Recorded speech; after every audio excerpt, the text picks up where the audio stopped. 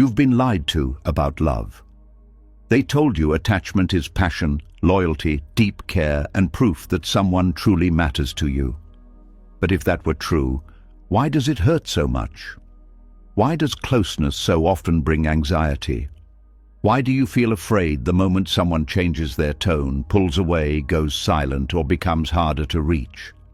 The truth is, what you call attachment is not always love. Sometimes it is fear. Fear of being forgotten, fear of being replaced, fear of being left behind. And Buddhist wisdom reveals this with brutal clarity.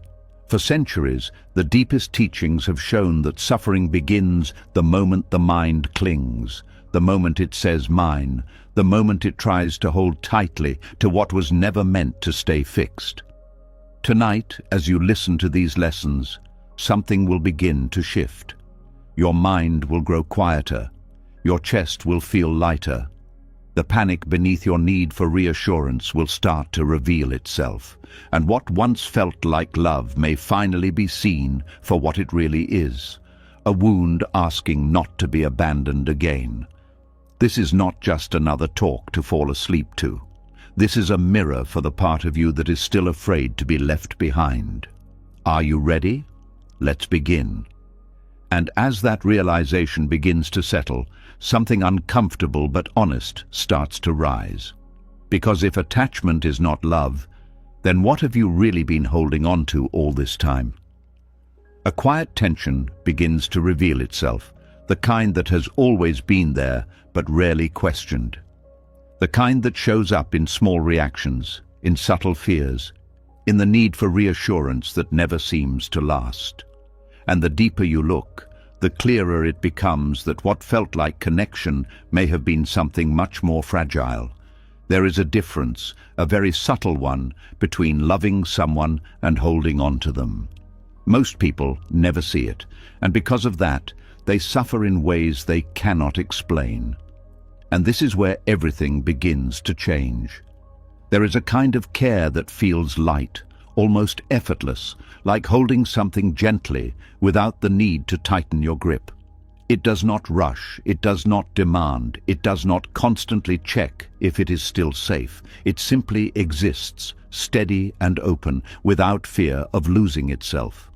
This is what genuine love feels like when it is not mixed with hidden tension.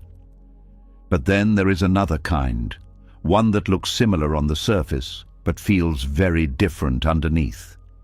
It is restless, always searching for signs, always trying to confirm that everything is still okay.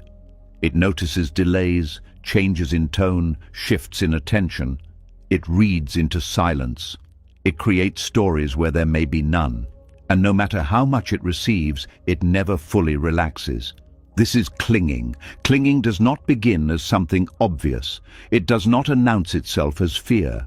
It presents itself as care, as concern, as deep emotional investment. It says, I just want to be close. But behind that, there is a quieter voice saying, I need you to stay the same. And that is where the difference begins to show. Love allows change. Clinging resists it. When someone truly cares, there is an understanding that the other person is not an object to hold on to. They are a living, changing being with their own thoughts, their own emotions, their own path. Genuine care respects that movement. It does not try to control it. It does not feel threatened by it. It stays present without needing to secure anything. But clinging does the opposite. It tries to freeze moments. It tries to hold on to how things felt at their peak. It becomes attached to certain behaviors, certain levels of attention, certain ways of being treated. And when those things shift, even slightly, it reacts. Not always outwardly, but inwardly. A tightening in the chest, a sudden wave of unease, a need to fix something that may not even be broken. This is not because love is unstable.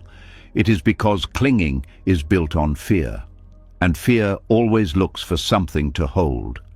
The mind, in its attempt to feel safe, begins to attach itself not just to the person, but to what the person provides. the feeling of being seen, the comfort of being chosen, the reassurance of not being alone. These things become tied to one source, and slowly, without realizing it, dependence begins to form. At first it feels beautiful. The closeness feels intense. The connection feels meaningful. There is a sense of importance, a feeling that this bond matters deeply. But underneath that intensity, something else is growing. A quiet expectation. An expectation that the other person will continue to meet those emotional needs in the same way, at the same level, without interruption. And when that expectation is not met, even for a moment, discomfort appears. This is where clinging reveals itself. Because love does not break when something small changes. Clinging does. Love does not need constant proof. Clinging does. Love does not feel threatened by distance. Clinging does. And the reason is simple. Love comes from a place of inner fullness. Clinging comes from a place of inner lack. When there is a sense of wholeness within, connection becomes something to share, not something to depend on. There is no pressure for the other person to complete anything because nothing feels incomplete. There is space, there is patience, there is trust. But when there is an inner emptiness, connection becomes something else entirely. It becomes a way to fill that space.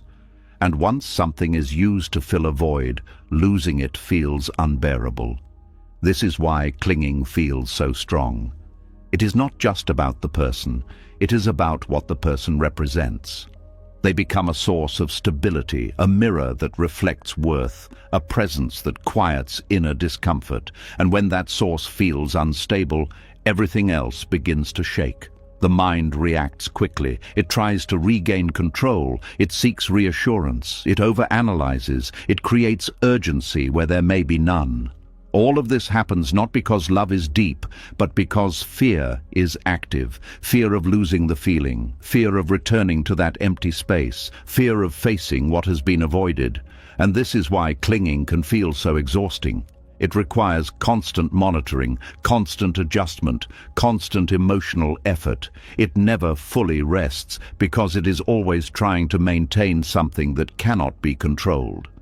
Love, on the other hand, rests. It does not need to watch every detail. It does not need to interpret every silence. It does not need to secure its place. It trusts the connection without needing to force it. This does not mean it is passive. It still cares. It still shows up. It still values the relationship. But it does not lose itself in the process. That is the key difference. Clinging loses itself. It becomes so focused on the other person that it forgets its own center.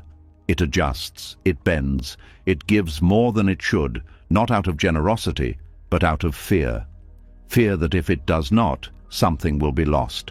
And over time, this creates imbalance, because when one person is holding too tightly, the connection begins to feel heavy. It begins to feel like something that must be maintained, rather than something that can simply exist. And that weight changes the dynamic. It creates pressure. Pressure to respond a certain way. Pressure to stay consistent. Pressure to meet expectations that were never openly expressed but are deeply felt. And when pressure enters a relationship, freedom begins to leave. This is why clinging often leads to the very thing it fears, distance.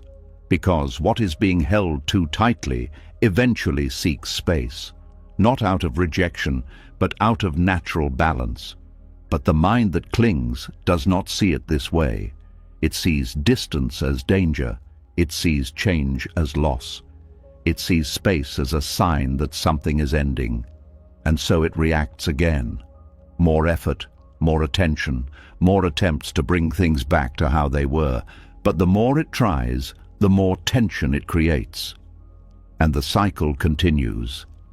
This is the silent pattern that many people live in without realizing it. They call it love. They call it deep connection. But underneath, It is driven by something else, something that does not feel safe on its own. Buddhist wisdom points directly at this. It does not reject love. It clarifies it. It shows that true care is not about holding on. It is about allowing the other person to be who they are without trying to shape them into what feels comfortable. Allowing the connection to change without immediately resisting it. Allowing moments of distance without turning them into stories of loss. This kind of care is not weak, it is stable, because it is not built on conditions. It does not depend on constant reassurance. It does not require the other person to behave in a specific way in order to feel okay. It stands on its own. And because of that, it can truly connect, without fear, without pressure, without losing itself. This does not mean the transition from clinging to love is easy. It requires seeing things clearly. It requires noticing the moments where fear takes over, the moments where the mind starts to grasp, to control, to secure, and instead of acting on those impulses, it requires something different. Awareness, the ability to pause and recognize what is happening without immediately reacting to it, because once something is seen clearly, it begins to lose its power. The urge to cling becomes just that, an urge, not a command. And in that space, something new becomes possible, a different way of relating, one that is not driven by fear, one that does not depend on constant validation, one that does not collapse when things shift. And slowly, as this understanding deepens, something begins to loosen. The need to hold on becomes softer, the fear of losing becomes quieter, the connection becomes lighter, not because it matters less, but because it is no longer carrying the weight of expectation. And in that lightness, something surprising happens. The connection becomes more real, more present, more alive, because it is no longer filtered through fear. It is experienced as it is, moment by moment, without trying to make it permanent, without trying to control its direction, just being with it. And that is where love begins to reveal itself in its true form, not as something to hold, but as something to experience, freely. And as that grip begins to loosen, something deeper starts to come into view. Because once the need to hold on to someone softens, another question quietly rises beneath it. Why did it feel so necessary in the first place? Why did certain people feel impossible to let go of, even when they brought confusion, distance, or pain? Why did small changes feel so heavy, as if something much bigger was at risk? There is a reason for that, and it does not begin in the present. It begins much earlier. There are feelings that do not belong to the moment you think they do. They show up suddenly, without warning, attached to someone who has only done something small, something ordinary. A delayed reply, a shift in attention, a quiet moment of distance. And yet the reaction inside feels anything but small. It feels overwhelming. It feels urgent. It feels like something important is slipping away. But when you look closely, what is being felt is not just about what is happening now. It is something that has been carried for a long time, something that has not been fully understood, something that has been waiting beneath the surface for a chance to be seen again. This is how old emotional wounds move through the present. They do not appear as memories. They appear as reactions. They do not say, "This is from the past." They say, "This is happening now." And because of that, they feel real, immediate, and deeply connected to the person in front of you. But the truth is, the intensity often comes from somewhere much older than the relationship itself. When a person experiences inconsistency early in life, when care feels unpredictable, when attention comes and goes without stability, the mind learns something very specific. It learns that connection is not guaranteed. It learns that closeness can disappear without warning. It learns that love must be held onto tightly because it may not stay. This learning does not always happen through clear events. It can come from subtle patterns, a caregiver who is sometimes present and sometimes distant. Moments of warmth followed by periods of emotional absence, a lack of reassurance when it was needed most. These experiences shape the way the mind understands connection. They create a quiet expectation that something good will not last, and when that expectation exists, the body stays alert. Even in moments of closeness, there is a part that is watching, waiting, preparing for change. It does not fully relax because it has learned that relaxation leads to disappointment. This is where attachment begins to take on a different meaning. It is no longer just about liking someone or enjoying their presence. It becomes about securing something that feels unstable. And when something feels unstable, the need to protect it grows stronger. This is why certain relationships feel more intense than others. Not because the connection is deeper in a healthy way, but because it activates something unresolved. It touches the part of the mind that has been waiting for consistency, for safety, for something that does not disappear. And when that part is activated, the experience feels powerful. It feels like importance. It feels like meaning. It feels like this person matters more than anyone else. But what is often being felt is not just connection, it is recognition. Recognition of a familiar emotional pattern. The mind is not just responding to who the person is, it is responding to how they make something old feel again. This is why someone who is inconsistent can feel more compelling than someone who is stable. Consistency does not activate the wound. Inconsistency does. And when the wound is activated, the mind becomes focused. It tries to understand, to fix, to secure. It becomes emotionally invested in a way that feels like deep affection. But underneath that investment, there is something else. A need. A need to resolve what was never resolved. A need to finally feel chosen in a place where choice once felt uncertain. A need to create stability where there was once confusion. And this need can become so strong that it shapes perception. It makes certain behaviors seem more meaningful than they are. It creates hope from small signs. It builds attachment not just to the person, but to what the person represents, because the person becomes a chance to experience something differently, a chance to rewrite an old feeling, a chance to finally feel secure. But the problem is, no one can rewrite that past from the outside. No matter how much attention is given, no matter how much reassurance is offered, the feeling does not fully settle. It may calm for a moment, it may feel better temporarily, but it returns, because it was never about the present moment alone.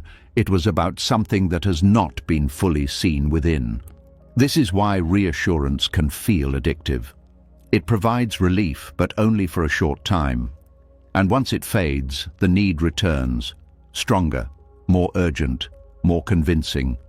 The mind begins to believe that more reassurance is the answer, that if the other person just stays consistent enough, attentive enough, present enough, everything will finally feel stable. But stability that depends on another person is always fragile, because people change. They have their own thoughts, their own emotions, their own fluctuations. And when they shift, even naturally, it can feel like a threat. Not because they have done something wrong, but because something inside is sensitive to change. This sensitivity is not weakness, it is memory, emotional memory, stored not as clear events but as patterns of feeling. And these patterns continue to operate until they are understood, until they are recognized as something separate from the present, until the mind begins to see that not every reaction belongs to the moment it appears in. This is where awareness becomes important, not to judge the reaction, not to push it away, but to notice it, to see when something feels bigger than the situation, to feel the intensity without immediately assigning it to the other person. Because once there is space between the feeling and the story, something shifts. The reaction is no longer automatic. It becomes something that can be observed. And in that observation, understanding begins. You begin to see how certain patterns repeat, how certain types of people create similar emotional responses, how certain behaviors trigger the same feelings again and again. And instead of asking, "Why is this person making me feel this way?" a different question begins to form. What is this feeling connected to? And that question opens something deeper, because it shifts attention from the outside to the inside, from trying to control the situation to understanding the experience. And in that shift, something important becomes visible. The part of you that is still waiting for consistency, waiting for reassurance, waiting for something that feels stable. This part does not need to be fixed. It needs to be understood, because it has been carrying something for a long time, something that was not fully processed, something that was not fully held, and when it finds situations that resemble that old pattern, it reacts, not to create suffering, but to seek resolution. But resolution does not come from repeating the same pattern. It comes from seeing it clearly, from recognizing that the intensity is not always about the person in front of you, that the urgency is not always about what is happening now, that the attachment may be connected to something much older than the relationship itself. This recognition does not remove the feeling immediately, but it changes the way you relate to it. It creates space. And in that space, the need to act on the feeling begins to soften, because you begin to understand that not everything that feels urgent needs to be responded to. Not every fear needs to be followed. Not every thought needs to be believed. And slowly, as this awareness deepens, the patterns begin to loosen. The same triggers do not create the same reactions. The same situations do not carry the same weight, because the mind is no longer interpreting everything through the lens of the past. It begins to respond to what is actually happening, not to what once happened. And in that shift, relationships begin to feel different, lighter, less confusing, less intense in a painful way, because they are no longer carrying the weight of unresolved history. They are experienced more directly, more clearly, without the same level of projection. And this clarity changes everything. It allows you to see people as they are, not as reflections of something you are trying to resolve. It allows connection to exist without the same pressure, without the same need to secure, without the same fear of loss, because the fear is no longer coming from the same place. It is no longer being driven by something unseen. It has been brought into awareness, and once something is seen clearly, it begins to lose its hold, not all at once, but gradually, in quiet ways, in moments where you notice the reaction but do not follow it, in times where you feel the urge to seek reassurance, but choose to sit with the feeling instead, in situations where you recognize the pattern and allow it to pass without feeding it. These moments may seem small, but they are powerful, because they break the cycle. They create a new way of relating, one that is not driven by old wounds, one that is not dependent on external stability, one that allows connection to be experienced without being shaped by the past. And in that way, something deeper begins to emerge, a sense of grounding that does not depend on another person, a sense of calm that does not disappear when things change, a sense of clarity that allows you to see the difference between what is happening now and what has been carried for a long time. And that clarity is what begins to free you, not from connection, but from the confusion that has been hidden inside it. Because when old wounds are no longer mistaken for love, something honest begins to take their place, something steady, something real, something that does not need to be held on too tightly in order to exist. And as that clarity begins to settle, something even more revealing starts to unfold. Because once you see that not every feeling belongs to the present, another question quietly rises beneath it. If it is not just the past creating this intensity, then why does the mind react so fast, so strongly, the moment someone pulls away? Why does a small distance feel like a sudden loss? Why does silence feel heavier than words? There is something deeper happening here, something that goes beyond memory and reaches into the very structure of how the mind holds itself together. A shift in someone's presence can feel like more than just a change. It can feel like something is collapsing. There is a moment that happens so quickly, it is almost invisible. A message is not replied to in the same way. A tone becomes colder. An energy that once felt warm becomes distant. And before any clear thought forms, something inside tightens. The body reacts first. The chest feels heavy. The breath becomes shallow. A quiet discomfort begins to grow, and the mind rushes to explain it. Something is wrong. They are pulling away. This is the beginning of the end. These thoughts appear so naturally that they feel true, but they are not simply observations of reality. They are attempts to restore a sense of stability that has been disturbed. Because when someone becomes emotionally distant, it is not just the connection that changes. It is the sense of self that begins to feel uncertain. The mind builds identity in subtle ways. It creates a picture of who you are based on how others respond to you. When someone is close, attentive, engaged, it reinforces a certain feeling, a feeling of being valued, a feeling of being important, a feeling of being secure, and over time, without noticing, this feedback becomes part of how the self is experienced. It becomes something the mind leans on, not as a conscious decision but as a quiet habit. So when that feedback changes, even slightly, the mind does not just notice the difference, it feels the loss of something it had come to rely on. This is where panic begins. Not because the other person has left, but because the internal sense of stability has been shaken. The mind is not reacting to absence alone. It is reacting to the disruption of a structure it was using to feel grounded. And because that structure was never fully seen, its loss feels confusing.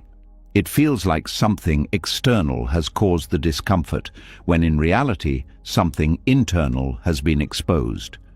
This is why the reaction feels so immediate.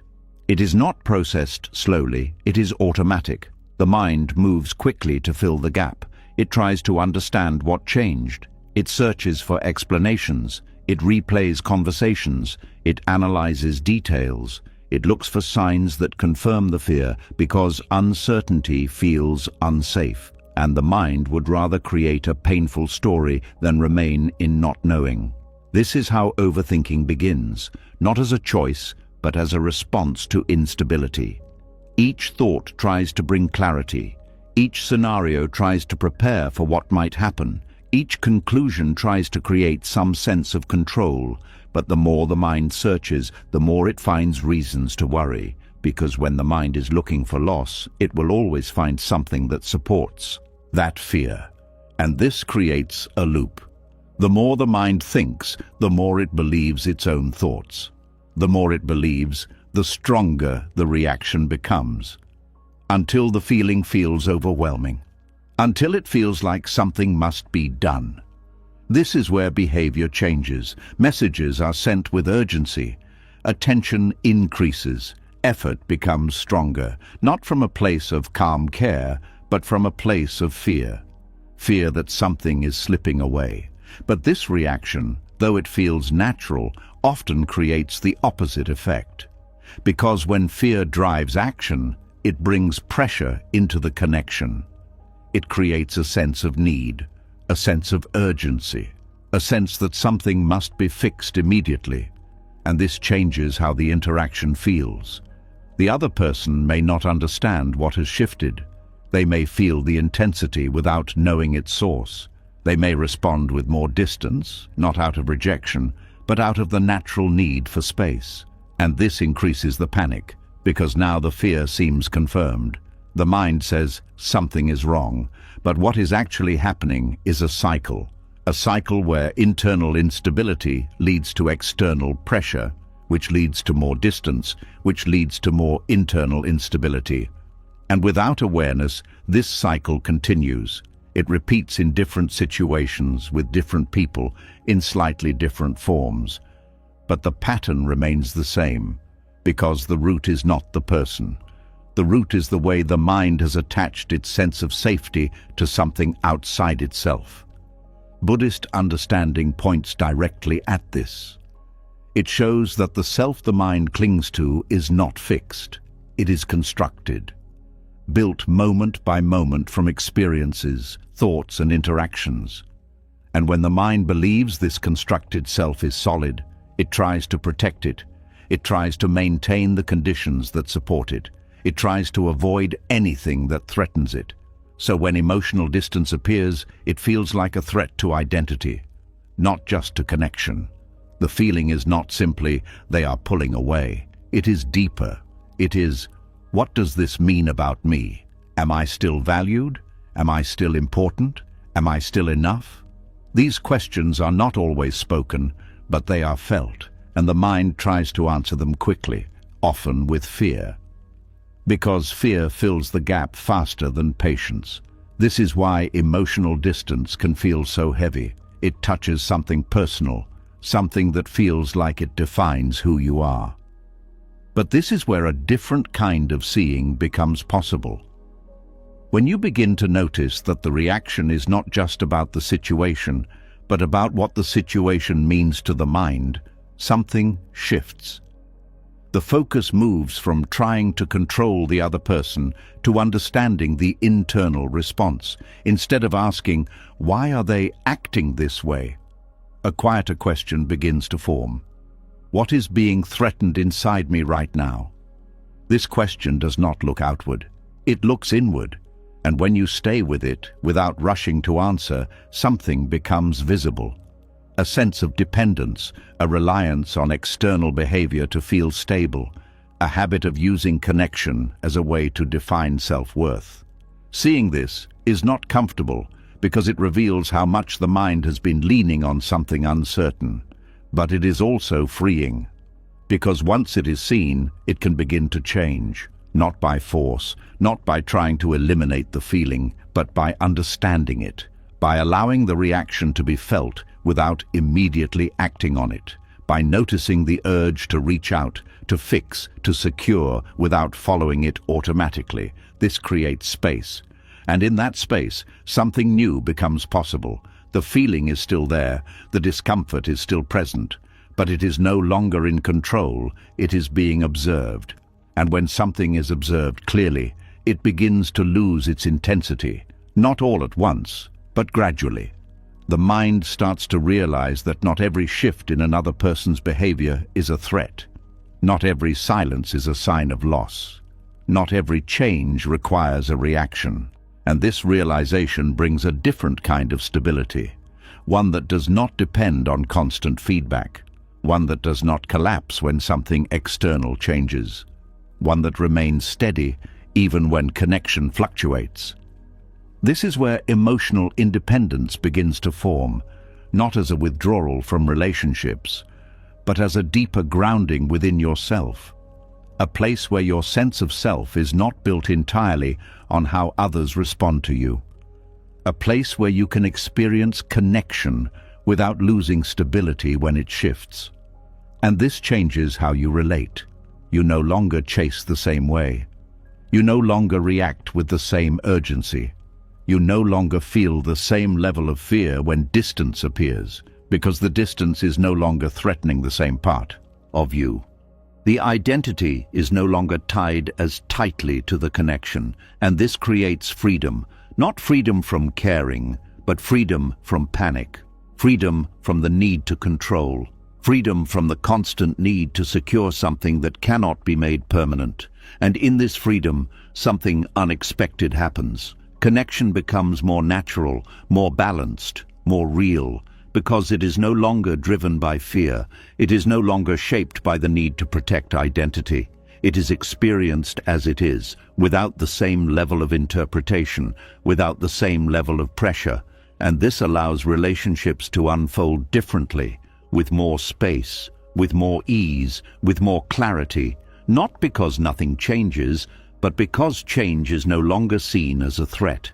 It is seen as part of the nature of connection, and when the mind accepts this, the panic begins to fade, not because distance disappears, but because the fear attached to it loses its hold. And in that quiet space, something deeper becomes possible. A connection that is not built on constant reassurance, a sense of self that does not depend on constant validation, a way of relating that does not collapse when things shift. And that is where real stability begins. And as that quiet stability begins to take root, another layer reveals itself, something even more subtle, something that has been shaping every attachment long before fear ever appeared. Because even when panic softens and reactions slow down, there is still a hidden thread running underneath most relationships, something so normal that it is rarely questioned. A single word used every day carries more weight than it seems.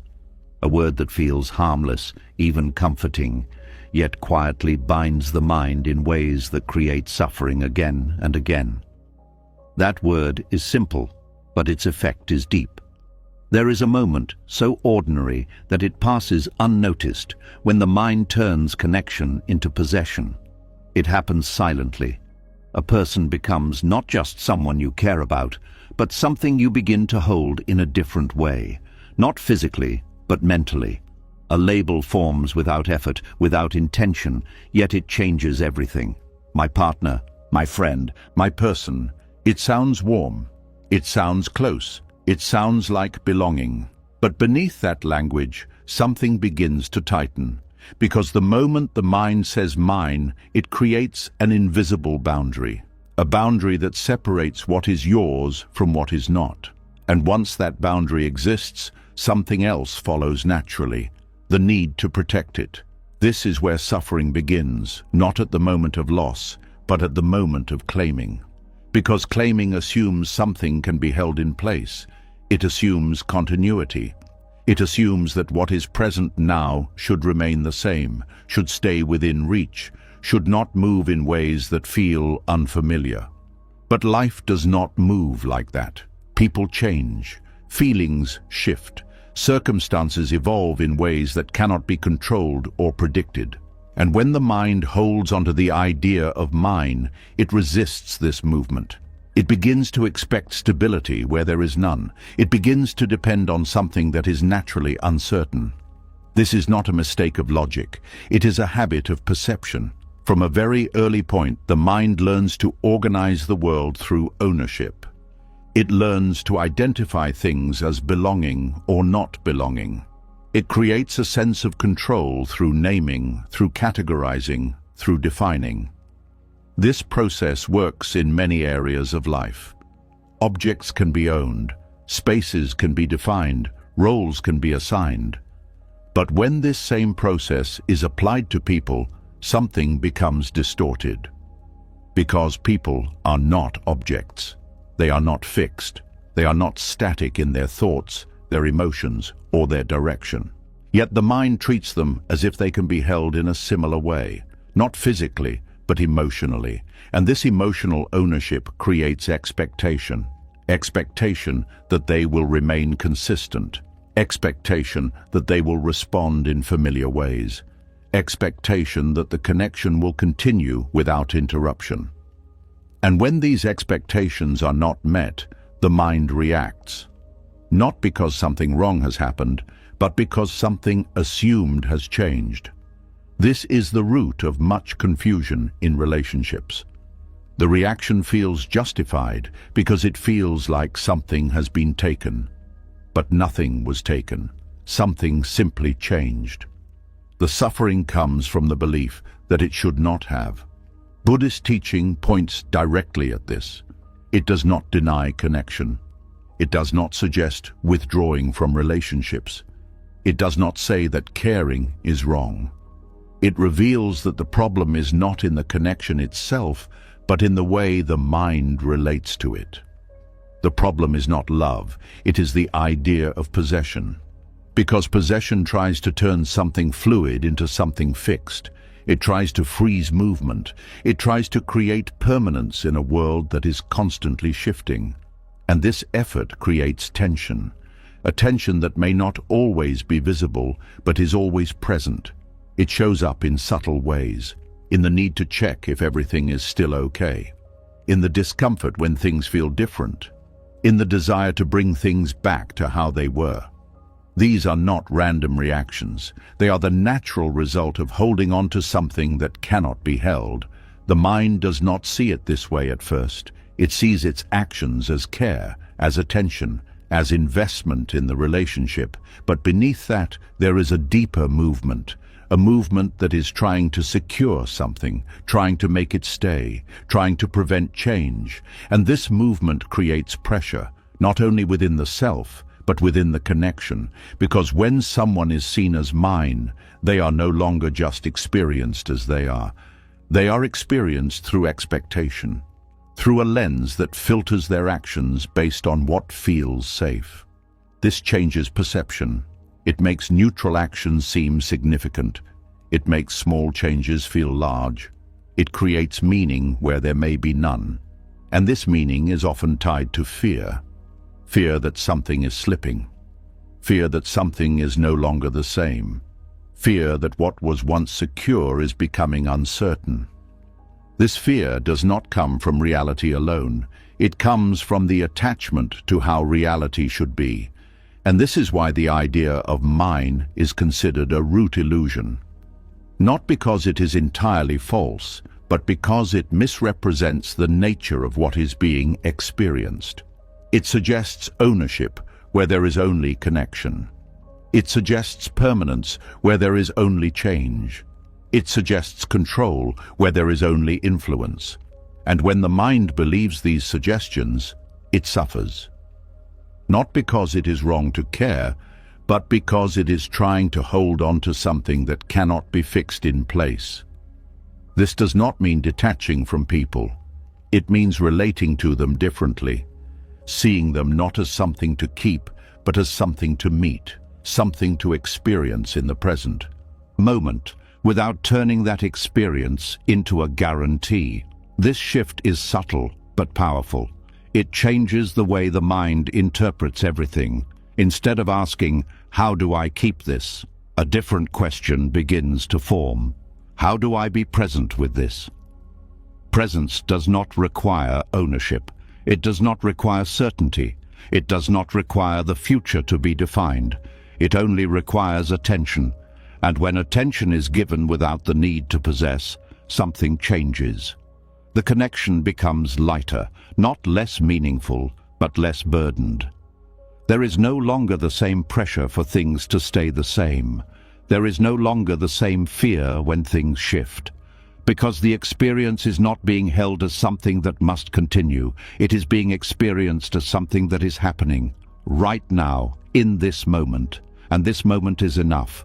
This way of relating does not remove care. It deepens it, because it removes the conditions that limit it. Care is no longer tied to outcome. It is no longer dependent on consistency. It is no longer shaped by expectation. It becomes something more open, more flexible, more aligned with the reality of how things actually move. This does not mean there will be no pain. Change can still be felt, distance can still be noticed, endings can still bring emotion, but the suffering is different. It is not amplified by resistance. It is not intensified by the belief that something should not have changed. It is felt as part of the natural flow of connection, and because of that, it passes more gently. The mind does not cling to it in the same way. It allows the experience to move, just as it allows connection to move. This is where a deeper form of peace begins to appear.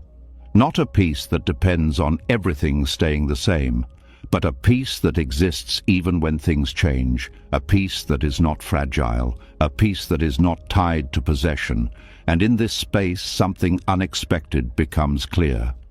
When you stop trying to hold on to people, you begin to see them more clearly, without projection, without expectation, without the need for them to confirm anything about you. They are no longer reflections of your needs. They are simply themselves, and this clarity brings a different kind of connection, one that is not built on illusion, one that is not maintained through effort, one that exists naturally without being forced. This is what happens when the idea of mine begins to dissolve. Not completely at once, but gradually.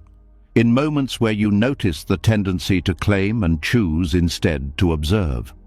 In times where you feel the urge to secure and allow instead. In situations where you recognize the pattern and let it pass without acting on it. These moments may seem small, but they are transformative because they weaken the habit. They create space. They allow a new way of relating to emerge, and over time, this new way becomes more natural. Less effort is needed, less control is applied, less fear is present, because the mind is no longer trying to own what cannot be owned. It is simply experiencing what is there, fully, clearly, without needing to hold on to it. And in that experience, something deeper is found, not in possession, not in permanence, but in presence. A presence that does not grasp, a presence that does not resist, a presence that allows things to be exactly as they are. And that is where suffering begins to end. And as that grip of mine begins to dissolve, something unexpected comes into focus. Because once you stop trying to hold people in place, a quieter truth begins to surface, one that cannot be covered by closeness, attention, or even love from others. There are moments when everything looks fine on the outside, yet something inside feels distant, disconnected, untouched. And that feeling raises a difficult question. If people are still there, if care still exists, then why does it still feel like something is missing? There is a kind of loneliness that does not come from being alone. It does not depend on how many people are around you or how much attention you receive. It can exist in the middle of conversation, in the presence of someone who genuinely cares, even in moments that are supposed to feel warm and connected. It appears quietly. A sense that something is not fully reaching you, a feeling that even though you are seen, something deeper remains unseen. This kind of loneliness is confusing because it does not match the external situation. Nothing obvious is wrong. There is no clear absence, and yet the feeling persists. This is where the understanding must turn inward. Because not all loneliness is created by the lack of others. Some of it comes from the lack of connection within. There is a space inside that is often left unattended, not because it is ignored on purpose, but because it has never been fully understood. From early on, attention is directed outward, toward relationships, toward approval, toward finding connection in the presence of others. And over time, this becomes the default way of feeling complete. When others are close, the feeling of emptiness softens. When others are distant, it returns. This creates the belief that loneliness is something external, that it is solved by finding the right people, the right level of attention, the right kind of connection. But this belief only addresses part of the experience. Because even when connection is present, the deeper feeling can remain. This is the sign that something else is involved, something that is not dependent on others, something that exists within. The mind is not always comfortable being with itself. Silence can feel heavy, stillness can feel unfamiliar. There is often a subtle urge to fill that space, to reach for distraction, to seek interaction, to avoid being alone with what is inside. This avoidance is not random. It comes from a lack of familiarity. When the internal world has not been explored, it can feel uncertain. There may be thoughts that are not fully understood, emotions that have not been processed, feelings that do not have clear explanations, and without clarity, the mind prefers to look outward. Because the external world feels easier to navigate, it provides feedback. It offers distraction, it creates a sense of movement. But this outward focus comes with a cost. The internal connection weakens, the ability to sit with oneself without discomfort becomes limited. And over time, the sense of self becomes dependent on external input. This is where loneliness begins to take on a different meaning. It is no longer just about who is present. It is about how connected you feel to your own experience. When that connection is weak, even meaningful relationships cannot fully reach you, because there is a gap between what is happening externally and what is being felt internally. This gap creates distance, not between people, but within the self. And this distance is often misunderstood. It is labeled as being alone, as not having enough connection, as needing more from others. But what is actually being felt is a lack of presence within, a separation from one's own thoughts, emotions, and inner state. This separation does not happen suddenly. It develops over time, through patterns of distraction, through habits of avoidance, through the constant search for something outside to provide what has not been cultivated inside. And once this pattern is established, it becomes difficult to recognize, because it feels normal, it feels like the way things are. But there are moments when it becomes visible, moments when everything slows down, when there is no immediate distraction, when the external world becomes quiet. And in those moments, the internal distance is felt more clearly. This is often when discomfort arises, not because something new has appeared, but because something that has always been there is no longer covered. The mind reacts quickly. It looks for something to fill the space, a conversation, a message, a distraction, anything that brings attention back outward. But the relief is temporary, because the underlying disconnection remains. This is why some people feel a constant need for interaction, not because they enjoy connection, but because they are trying to avoid something else, something quieter, something less defined, something that requires a different kind of attention. Buddhist understanding brings a gentle clarity to this. It does not suggest removing connection with others. It suggests strengthening connection within, not as a replacement, but as a foundation. Because when there is a stable connection within, external relationships are experienced differently. They are no longer used to fill a gap. They are engaged with from a place of presence. This changes the quality of interaction. There is less need for constant reassurance, less pressure for the other person to maintain a certain level of attention, less fear when things become quiet, because the silence is no longer threatening. It is simply another form of experience. Learning to stay with oneself is not always easy. It requires a shift in attention. Instead of moving away from discomfort, it asks for a closer look. Instead of filling the space, it asks for stillness. This can feel unfamiliar at first. The mind may resist. It may try to create thoughts, to bring up distractions, to avoid settling into the present. But with patience, something begins to change. The discomfort becomes less intense. The silence becomes less heavy. The space that once felt empty begins to feel open. This openness is different from emptiness. It is not a lack. It is a presence, a quiet awareness that does not depend on external input, a sense of being that exists without needing to be filled. This is where a deeper form of connection begins, not with others, but with oneself. And as this connection strengthens, loneliness begins to shift. It no longer feels like something that must be avoided. It becomes something that can be understood, something that points toward where attention is needed, not outside, but inside. This does not mean withdrawing from relationships. It means engaging with them differently, without expecting them to complete something, without using them to avoid internal discomfort, without placing the responsibility of fulfillment on another person. This creates a different kind of presence in relationships, one that is not driven by need, one that is not shaped by fear, one that allows connection to exist without pressure, because the internal space is no longer empty in the same way. It is no longer something that must be filled. It is something that can be experienced. And this changes everything.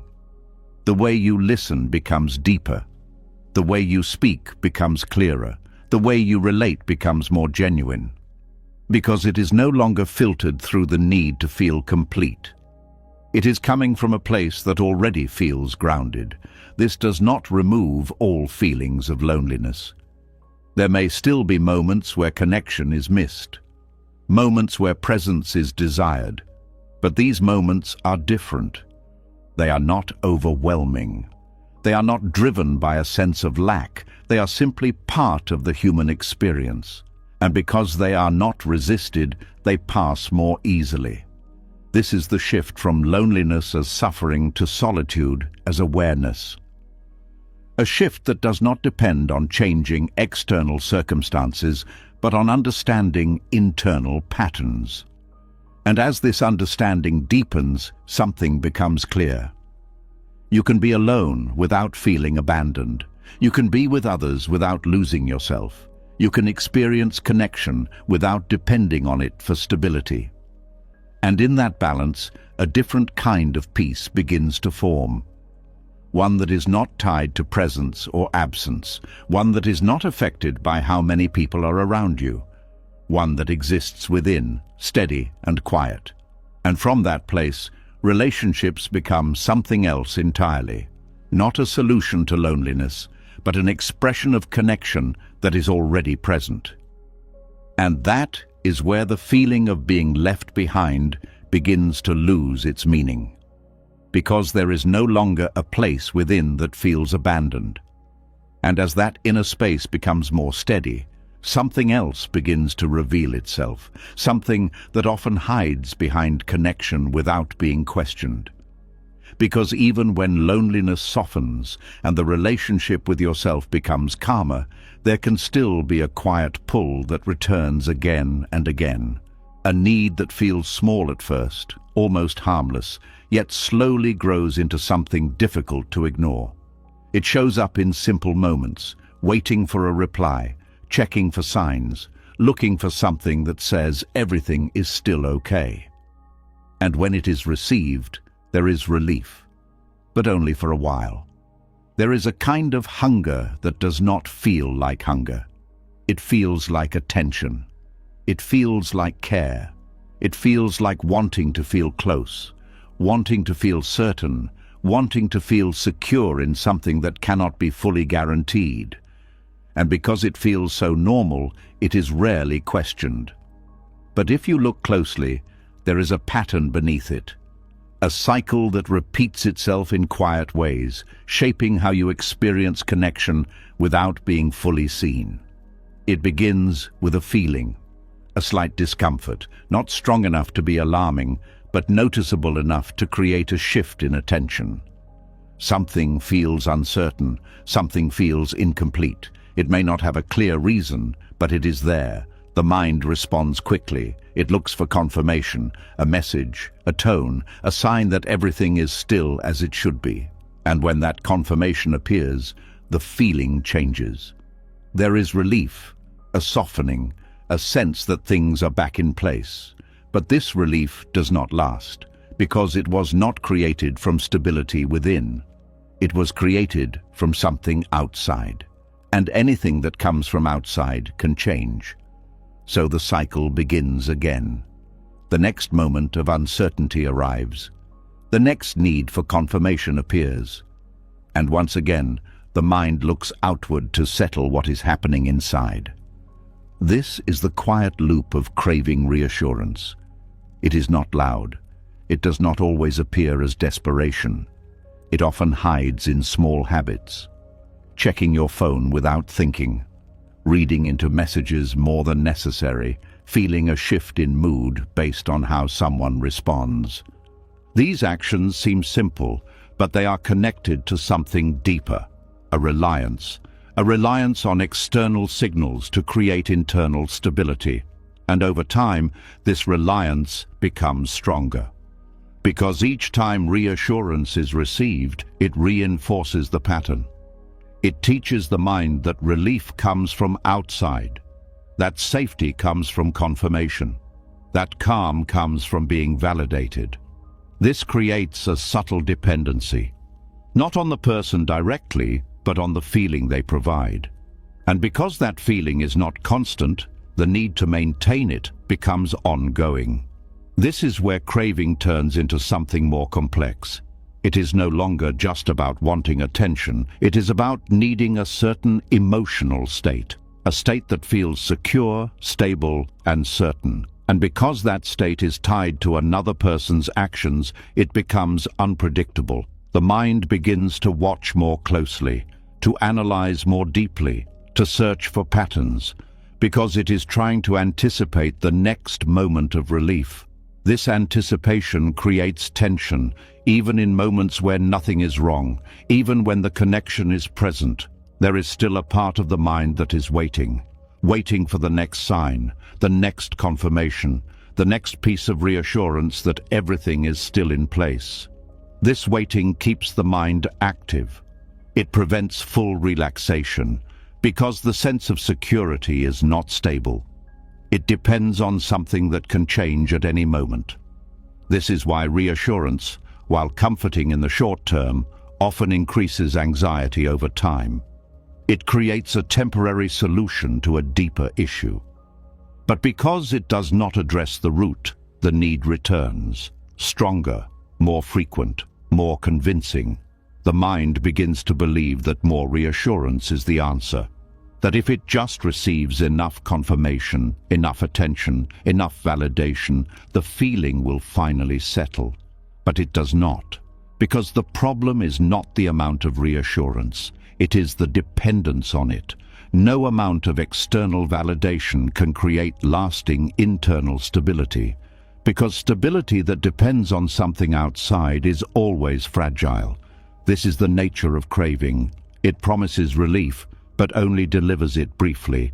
It creates a cycle where satisfaction is always temporary, and because it is temporary, it leads back to the same starting point.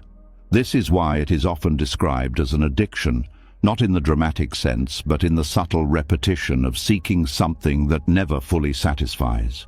Each time reassurance is received, it feels right. It feels like the solution. But when the feeling fades, the mind does not question the pattern. It repeats it, because it remembers the relief, not the fact that the relief did not last.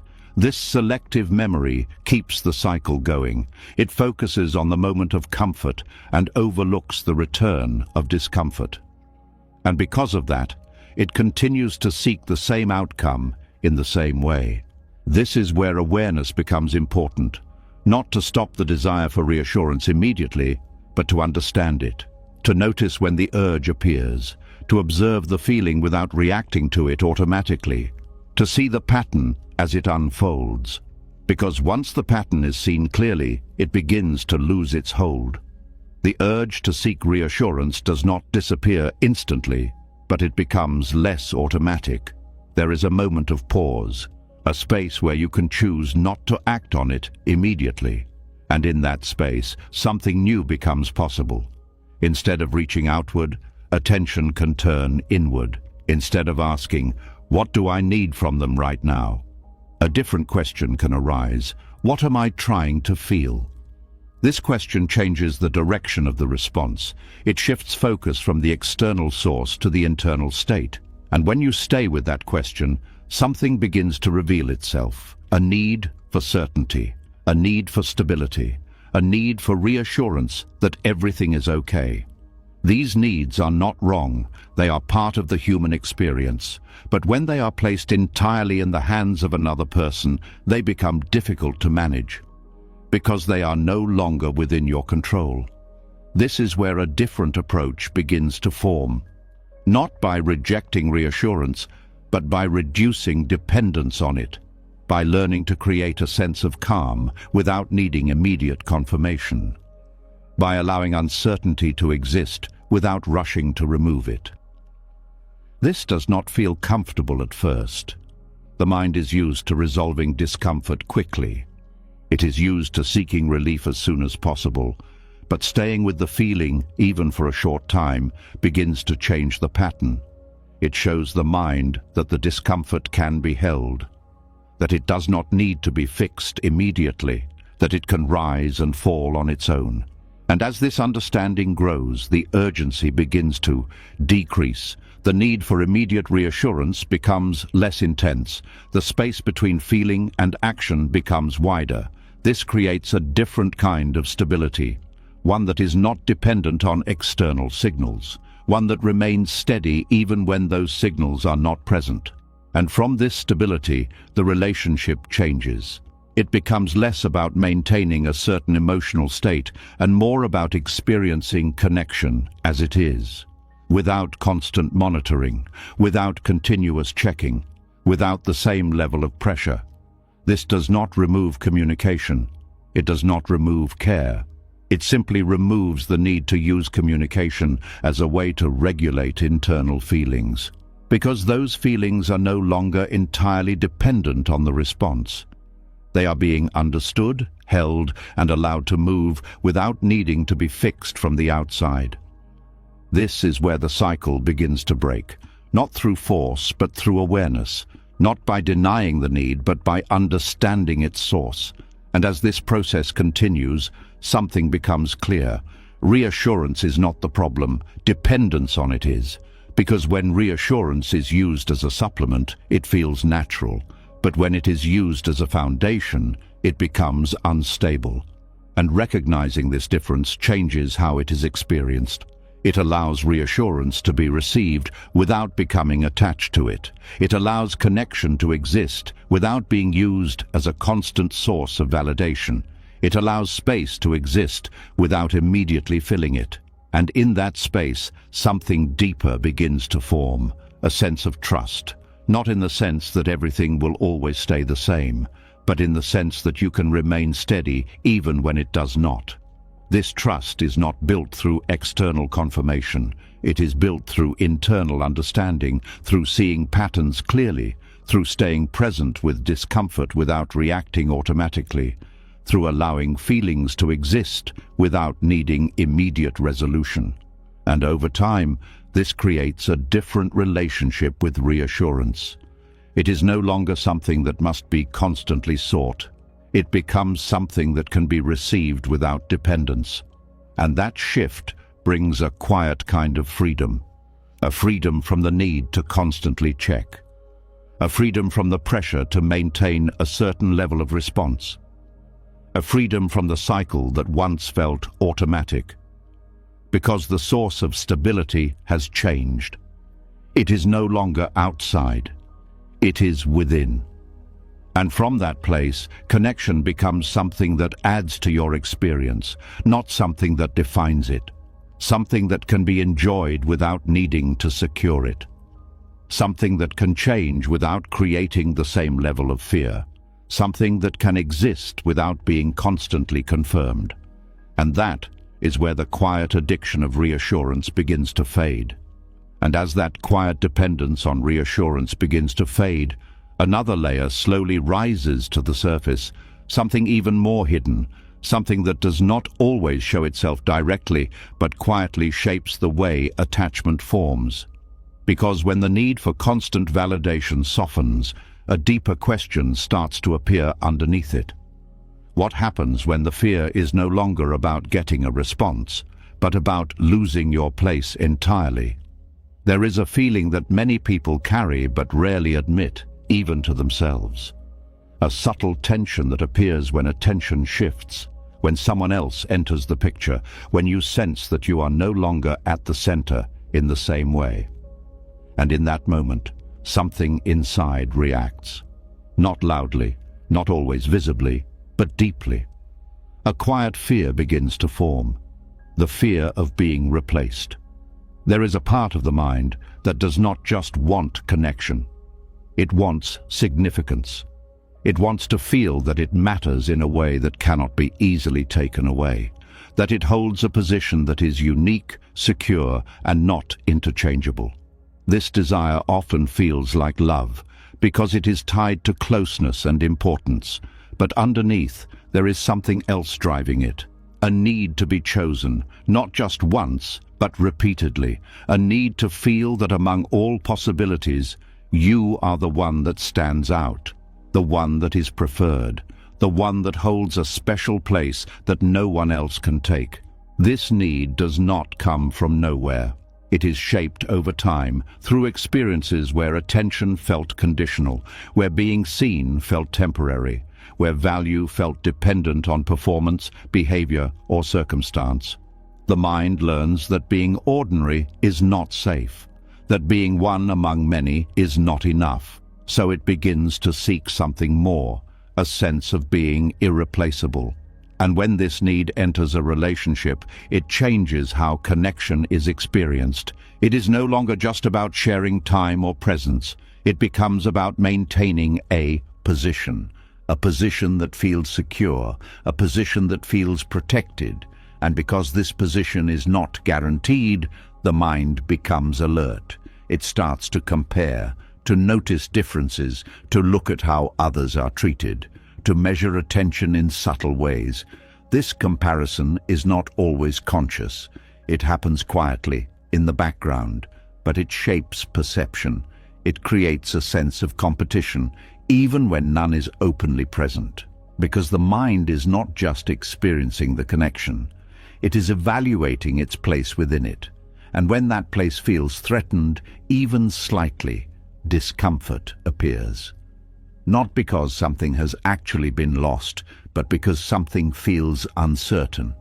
The mind reacts to this uncertainty by trying to secure its position. It may increase effort, give more attention, try to be more appealing, more agreeable, more valuable in some way, all in an attempt to maintain that sense of being chosen. But this effort often comes with tension because it is not coming from ease. It is coming from fear. Fear that without this effort, something will change, that the connection will shift, that someone else may take that place. This fear creates a constant pressure, a pressure to remain important, a pressure to be seen in a certain way, a pressure to avoid anything that might reduce that sense of uniqueness. And this pressure changes the nature of the relationship. It introduces a subtle form of control, not always directed at the other person, but directed at the situation, at how things are maintained, at how attention is distributed, at how closeness is preserved. This is not control in an obvious sense. It is not about telling someone what to do. It is about shaping behavior in response to fear, trying to influence outcomes without directly expressing the underlying need. And because this need is often hidden, it creates confusion. The actions may look like care, like effort, like investment, but the feeling underneath is not calm. It is tense, it is watchful, it is constantly aware of where it stands. This is where attachment becomes tied to identity. The sense of self begins to merge with the role held in the relationship. Being important to someone becomes part of how you see yourself. Being chosen becomes a reflection of your worth. And when that reflection changes, even slightly, the sense of self feels affected. This is why the fear of being replaced can feel so intense. It is not just about losing a connection. It is about losing a version of yourself that was built within that connection. The mind does not separate the two. It sees them as connected. So when one feels threatened, the other feels unstable. This creates a strong reaction, one that may not always be visible, but is deeply felt. It may show up as jealousy, as insecurity, as a need to confirm that nothing has changed. But beneath all of these expressions, there is one central concern. Am I still the one? This question is rarely spoken directly, but it is present in many subtle ways, in the need to be prioritized, in the desire to be different from others, in the discomfort when attention is shared. These are not random reactions. They are responses to a deeper need, a need to feel that your place is secure, that your value is recognized, that your presence is not interchangeable. But here is where a deeper understanding begins to unfold. No one can guarantee that position, not because they do not care, but because relationships are not fixed structures. They are dynamic. They change over time. They evolve in ways that cannot be fully controlled. And trying to secure a permanent position within something that is constantly moving creates tension. Because the mind is trying to create stability where there is natural change. This does not mean that importance cannot exist. It does not mean that someone cannot hold a meaningful place in another person's life. But it means that this place is not something that can be fixed permanently. It is something that is experienced in the present, not something that can be secured for the future. When the mind begins to understand this, something shifts. The need to hold a position becomes less intense. The pressure to remain special begins to soften, not because the desire disappears, but because the expectation changes. Instead of trying to be irreplaceable, there is a movement towards simply being present. Being present without comparison, without measuring, without constantly evaluating where you stand. This does not remove care, it removes the tension around it. It allows connection to be experienced without the constant need to secure identity through it. This is where a deeper form of confidence begins to develop. Not confidence based on being chosen by someone else, but confidence that comes from within. A sense that your value does not depend on where you stand in someone else's world, that your worth is not determined by how central you are in their life. This kind of confidence is quiet. It does not need constant reinforcement. It does not depend on comparison. It exists independently of external validation. And when this confidence is present, the fear of being replaced begins to lose its intensity. Because the sense of self is no longer tied so tightly to the connection. It is no longer dependent on being the only one, or the most important one. It becomes stable on its own.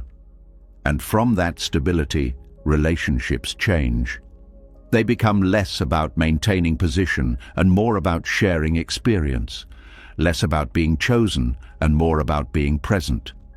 Less about securing importance and more about expressing connection. This shift does not remove the possibility of change. It does not prevent someone from moving in a different direction. But it changes how that possibility is experienced. It is no longer seen as a threat to identity. It is seen as part of the natural flow of connection. And this creates a different kind of peace.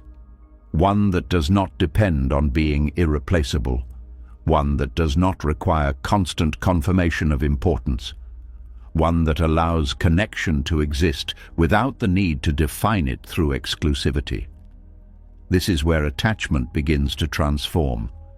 Not by removing connection, but by changing the way it is held. From something that defines self-worth to something that is experienced without needing to secure identity through it. And in that transformation, something becomes clear. The need to be special in someone else's world is often a reflection of not fully recognizing your own. Because when you are grounded in yourself, when your sense of worth is not dependent on external position, the need to be irreplaceable begins to fade. Not because you no longer care, but because you no longer need to prove your place. And from that place, connection becomes lighter, more genuine, more free. Because it is no longer carrying the weight of needing to confirm something about who you are, it simply exists. And that is where the fear of being replaced begins to dissolve. And as that need to feel irreplaceable begins to loosen, something even more subtle comes into view. Something that hides beneath kindness, beneath care, beneath what often looks like deep emotional connection. Because when the fear of being replaced fades, another pattern becomes easier to see. A pattern that does not shout, does not demand attention, but quietly shapes the way people relate to each other. It feels soft on the surface, but underneath, it carries weight. There is a form of closeness that looks gentle from the outside. It looks like care, like support, like always being there for someone. It appears warm, attentive, even loving. There are no obvious signs of conflict, no clear tension, no visible struggle. And yet, something about it feels heavy, not in a way that is easy to explain, but in a way that is slowly felt over time. A quiet pressure begins to form, not because anyone is asking for it directly, but because something is being expected. This is where emotional dependence takes shape. It does not begin as something harmful. It often starts from genuine connection, from shared experience, from moments where being close feels natural and comforting. But slowly, without clear awareness, that closeness begins to carry a different function. It becomes a source of stability, a place where emotional balance is maintained, a way to feel okay. And when something becomes a source of emotional stability, the relationship changes. It is no longer just about being with someone, it becomes about needing them. Not in an obvious or dramatic way, but in small, continuous ways that build over time. There is a quiet reliance on their presence, on their attention, on their ability to respond in ways that keep the internal state steady. And because this reliance is not always spoken, it creates something hidden, an unspoken agreement, an invisible expectation, that the other person will continue to provide what is needed to feel balanced. This expectation is not always recognized, it is not always expressed directly, but it is felt. And it shapes behavior. It shapes how attention is given, how reactions are formed, how moments of distance are interpreted. When the other person meets these expectations, everything feels smooth. There is a sense of ease, of connection, of comfort. But when something shifts, even slightly, the feeling changes. Discomfort appears, not necessarily because something is wrong, but because something is missing, something that was being relied on. And this is where the quiet pressure begins. The pressure is not always placed outward, it is not always visible in actions. But it exists in the space between two people. It is felt in the need for consistency, in the expectation of response, in the subtle tension when things are not as they were. This pressure can be difficult to notice because it is not aggressive, it is not forceful, it does not demand, but it influences, it shapes how the connection is experienced. And over time, it can become heavy for both sides. The person who depends may not realize the extent of their reliance. It feels natural, it feels like connection. But underneath, there is a constant need to maintain a certain emotional state. A need that depends on the other person's behavior. And because that behavior cannot be controlled, there is always a risk. A risk that something will change, that the source of stability will shift. And this creates anxiety, even in moments where everything seems fine, because the dependence remains. The other person may also feel something, even if they cannot name it. A sense of being responsible for more than just their own experience, a subtle awareness that their actions have a strong effect on the other person's state, that their presence or absence carries weight beyond what is directly expressed. This can create tension, not because they do not care, but because the connection begins to feel like something that must be maintained. Something that requires careful attention, something that cannot simply exist without effort. And this changes the dynamic. What once felt natural begins to feel managed. What once felt free begins to feel structured, because the emotional balance of one person is tied to the actions of another. This is where emotional dependence becomes a form of silent pressure, not intentional, not aggressive, but present. And over time, this pressure can lead to distance. Not out of rejection, but out of the natural need for space. Because when connection becomes a responsibility rather than an experience, it loses its ease.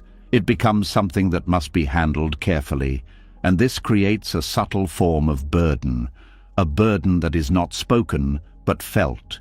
This is why it is described as silent, because it does not announce itself, it does not create obvious conflict, but it shapes the way the relationship moves. It influences how both people feel within it, and often it goes unnoticed until the weight becomes too much. The person who depends may feel confusion when distance appears, because from their perspective, they are simply caring, simply being present, simply staying connected. But what is not seen is how that presence is being used, not just as connection, but as support for something deeper. And when that support is not available in the same way, the reaction feels strong, not because the other person has done something wrong, but because something internal is no longer being held. This is where awareness becomes important. Not to remove care, but to understand its function, to see when connection is being used as a way to regulate internal states, to notice when the presence of another person becomes necessary to feel stable. Because once this is seen, something can begin to change. The responsibility for emotional balance can shift back inward. Not completely, not all at once, but gradually. Instead of relying entirely on the other person, there is a movement towards self-awareness, toward understanding what is being felt without immediately needing to change it, toward allowing emotions to exist without depending on external response to resolve them. This does not remove the value of connection, it strengthens it, because it removes the hidden burden. It allows the relationship to exist without carrying the weight of being a constant source of stability. It allows both people to be present without feeling responsible for maintaining something beyond their control. This creates a different kind of space, a space where connection can be experienced without pressure, where attention can be given freely, not out of obligation, where presence is shared, not used, and in this space something shifts. The relationship becomes lighter, more balanced, more natural, because it is no longer shaped by dependence, it is shaped by presence. This does not mean there will be no moments of need. It does not mean that support is no longer important, but it changes how that support is experienced. It becomes something that is received, not required, something that is appreciated, not depended on. And this difference is significant, because when support is required, it creates expectation. But when it is appreciated, it creates gratitude, and gratitude does not carry the same weight. It does not create pressure. It does not demand consistency. It allows for change without the same level of discomfort. This is where emotional independence begins to grow, not as separation, but as stability within, a stability that allows connection to exist without needing it to hold everything together. And from that stability, relationships become more authentic, because they are no longer influenced by hidden needs. They are experienced as they are, without the same level of tension, without the same level of expectation, without the same silent pressure.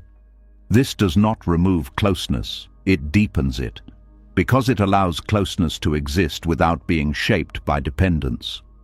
It allows care to be expressed without being tied to internal regulation. It allows both people to be present as they are, without needing to carry more than their own experience. And this is where the silent violence of emotional dependence begins to dissolve, not through force, not through rejection of connection, but through understanding, through seeing the pattern clearly, through recognizing where reliance has taken the place of presence, and gently, steadily allowing that reliance to soften, until what remains is connection without burden, care without pressure, and closeness that does not need to be held tightly in order to exist. And as that hidden pressure of emotional dependence begins to dissolve, something else starts to stand out more clearly. Because once the need to lean on someone for stability softens, a deeper pattern becomes easier to notice, one that has been quietly shaping attraction itself. A pattern that does not follow logic, a pattern that often leads in the same direction again and again, even when the outcome is already known. There is a pull that does not make sense at first. It does not move toward what is stable, available, or consistent. It moves toward what feels uncertain, distant, difficult to reach. And even when there is awareness, even when there is understanding, the pull can still remain.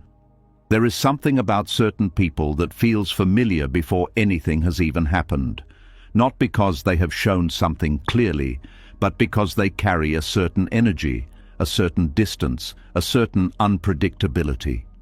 And that feeling creates attraction. Not always calm attraction, not always peaceful connection, but something more intense, something that draws attention quickly, something that creates focus, something that feels important. This is where the pattern begins. The mind does not always move toward what is healthy, it moves toward what is familiar. And familiarity is not always comfort. Sometimes, familiarity is the repetition of something unresolved. When there has been inconsistency in early connection, when closeness has been mixed with distance, when attention has not been stable, the mind learns a certain rhythm, a rhythm where connection is not steady, a rhythm where presence and absence are intertwined. And over time, this rhythm becomes known, not consciously, but emotionally. So when someone appears who carries that same rhythm, who is warm at times and distant at others, who gives attention but not consistently, something inside recognizes it, not as a problem, but as something that feels real. This recognition creates a strong pull because it activates something that has been waiting, something that has not been fully understood, something that is looking for resolution. This is why the attraction feels intense. It is not just about the person. It is about what the person represents. A chance to experience something differently. A chance to receive consistency where there was once unpredictability. A chance to feel chosen in a place where choice once felt uncertain. But this chance is often an illusion because the pattern being activated is not created by the current situation. It is being repeated through it. The person who is unavailable is not creating the feeling. They are revealing it. They are bringing into awareness something that has been carried for a long time. And because it is now visible, the mind tries to work with it. It tries to fix it. It tries to change the outcome. This is where chasing begins. Not as a conscious decision, but as a response to activation. The mind becomes focused, attention narrows, other possibilities fade into the background, because the emotional charge is strongest in this direction. There is a belief, often unspoken, that if this connection can be made stable, something deeper will finally settle, that if this person can become present, something inside will finally feel complete. But this belief is based on a misunderstanding.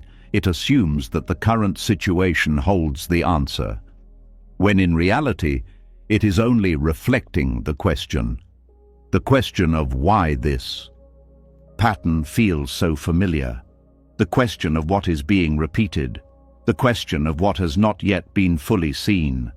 This is why chasing those who cannot stay often leads to the same outcome: distance, confusion, uncertainty, because the pattern itself is built on those elements, and no amount of effort can turn that pattern into something else. The mind may try, it may increase attention, it may give more, it may adjust behavior, all in an attempt to create stability. But stability cannot be forced into a dynamic that is not built on it. This creates frustration, because the effort does not lead to the expected result. The more energy is invested, the more important the outcome feels. And the more important the outcome feels, the harder it becomes to step back. This is how the cycle continues. The mind remains focused on the same type of connection even when it leads to discomfort. Because the discomfort itself has become familiar. It has become part of what connection feels like. And anything different may feel unfamiliar, even if it is healthier. This is where awareness begins to shift the pattern, not by changing the other person, but by understanding the attraction itself, by noticing what is being felt, Not just at the surface level, but underneath. What is it about this person that creates such a strong pull? What feeling is being activated? What part of the experience feels known? These questions do not lead to immediate answers, but they create space. Space between the reaction and the response. Space to observe rather than immediately act. And in that space, something becomes clearer. The attraction is not random. It is connected to something deeper, something that has been present long before this specific connection. This recognition changes how the experience is understood. It shifts the focus from trying to make the connection work to understanding why it feels so compelling. And in that understanding, the urgency begins to soften. Not completely, not immediately, but gradually. The pull is still there, but it is seen differently. Not as something that must be followed, but as something that can be observed. And this observation creates a different kind of freedom. The freedom to choose not to repeat the same pattern. The freedom to step back without feeling like something essential is being lost. The freedom to experience the attraction without being controlled by it. This does not mean avoiding connection. It means recognizing when a connection is being driven by something unresolved, and choosing to respond with awareness rather than habit. This is where a deeper form of healing begins. Not by fixing the external situation, but by understanding the internal pattern, by allowing the feeling to be present without immediately trying to resolve it through another person, by staying with the discomfort without seeking immediate relief. This is not easy, because the mind is used to moving toward resolution, used to finding answers in the external world, but staying with the feeling creates a different kind of clarity. It reveals that the intensity is not always about the person, it is about what the person activates. And once that is seen, the connection begins to change. The same type of attraction loses some of its hold, because it is no longer being followed blindly, it is being understood. And in that understanding, something else becomes possible, a different kind of connection, one that is not built on inconsistency, one that does not rely on uncertainty to feel meaningful, one that does not require chasing to feel real. This kind of connection may feel different at first, less intense, less urgent, less dramatic, but also more stable, more clear, more aligned with what is actually present rather than what is being projected. This shift does not happen all at once. It develops over time, through repeated awareness, through choosing not to follow the same pattern, through allowing space where there was once immediate reaction. And gradually, the pull toward what is unavailable becomes weaker.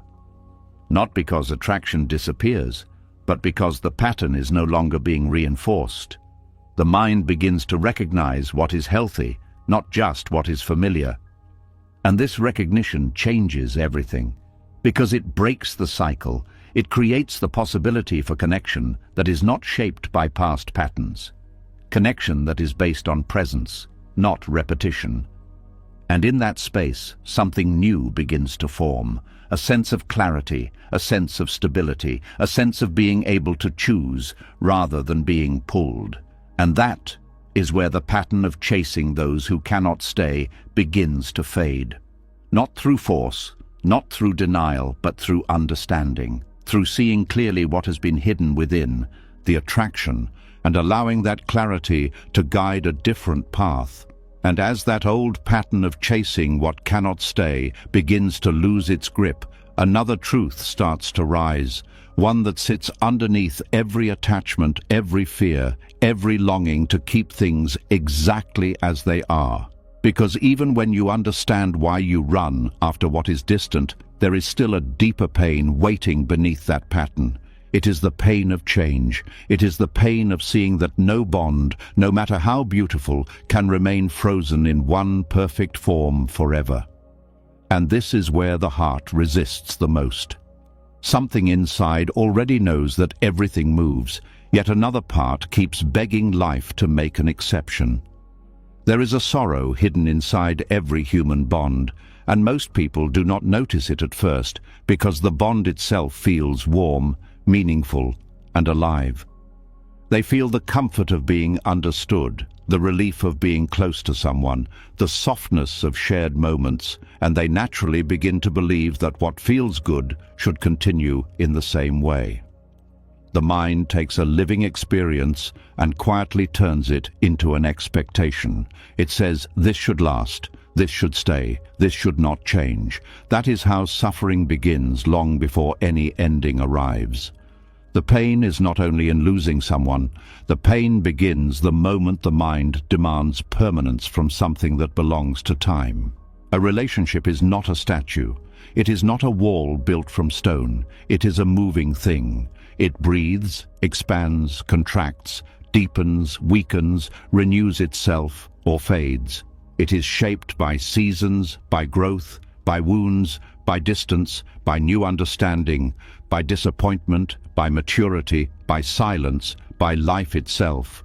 Yet the mind keeps wanting to preserve one version of it, usually the version that made it feel safest. This is why so many people suffer even while the relationship still exists. They are not grieving what is gone. They are grieving the fact that what is here no longer feels the way it once did. A friend still speaks, but not with the same warmth. A partner still stays, but the emotional tone has changed. A parent is still alive, but age has altered the closeness. A child still loves, but no longer needs in the same way. Nothing has fully ended, yet something has shifted, and the mind does not know how to bow to that shift. It keeps comparing the present with a past version that cannot return. It keeps measuring the current bond against an old emotional photograph. And because reality no longer matches memory, dissatisfaction begins to grow. Buddhist wisdom looks directly at this human struggle and says something both simple and difficult. Everything changes, not because life is cruel, but because change is the nature of life. The teaching of impermanence is not cold. It is not meant to make love feel meaningless. It is meant to make love honest. It asks you to stop building your peace on the false promise that anything outward can remain untouched by time. This truth is hard for the heart, because the heart wants to rest in what feels beautiful. It wants to believe that if something is pure enough, deep enough, sincere enough, it will be protected from change. But no relationship escapes movement. Some grow closer, some grow quieter, some become different without becoming worse. Some must loosen in order for both people to grow. Some end in pain, some end with gratitude. Some remain but transform so completely that they no longer resemble how they began. The mind suffers because it confuses change with failure. It thinks that if a bond is no longer the same, something has gone wrong. But many relationships do not break because love was false. They change because life changes the people within them. A person who once needed daily closeness may now need space. A bond that once revolved around dependence may now ask for respect and distance. A connection built in youth may not survive adulthood in the same shape. This does not always mean something bad has happened. It often means reality is moving while the mind is trying to stay still. This resistance creates a deep inner violence. Instead of grieving naturally, the mind argues with what is. It says, this should not be happening. They should still be the same. We should still feel the same. Things should go back.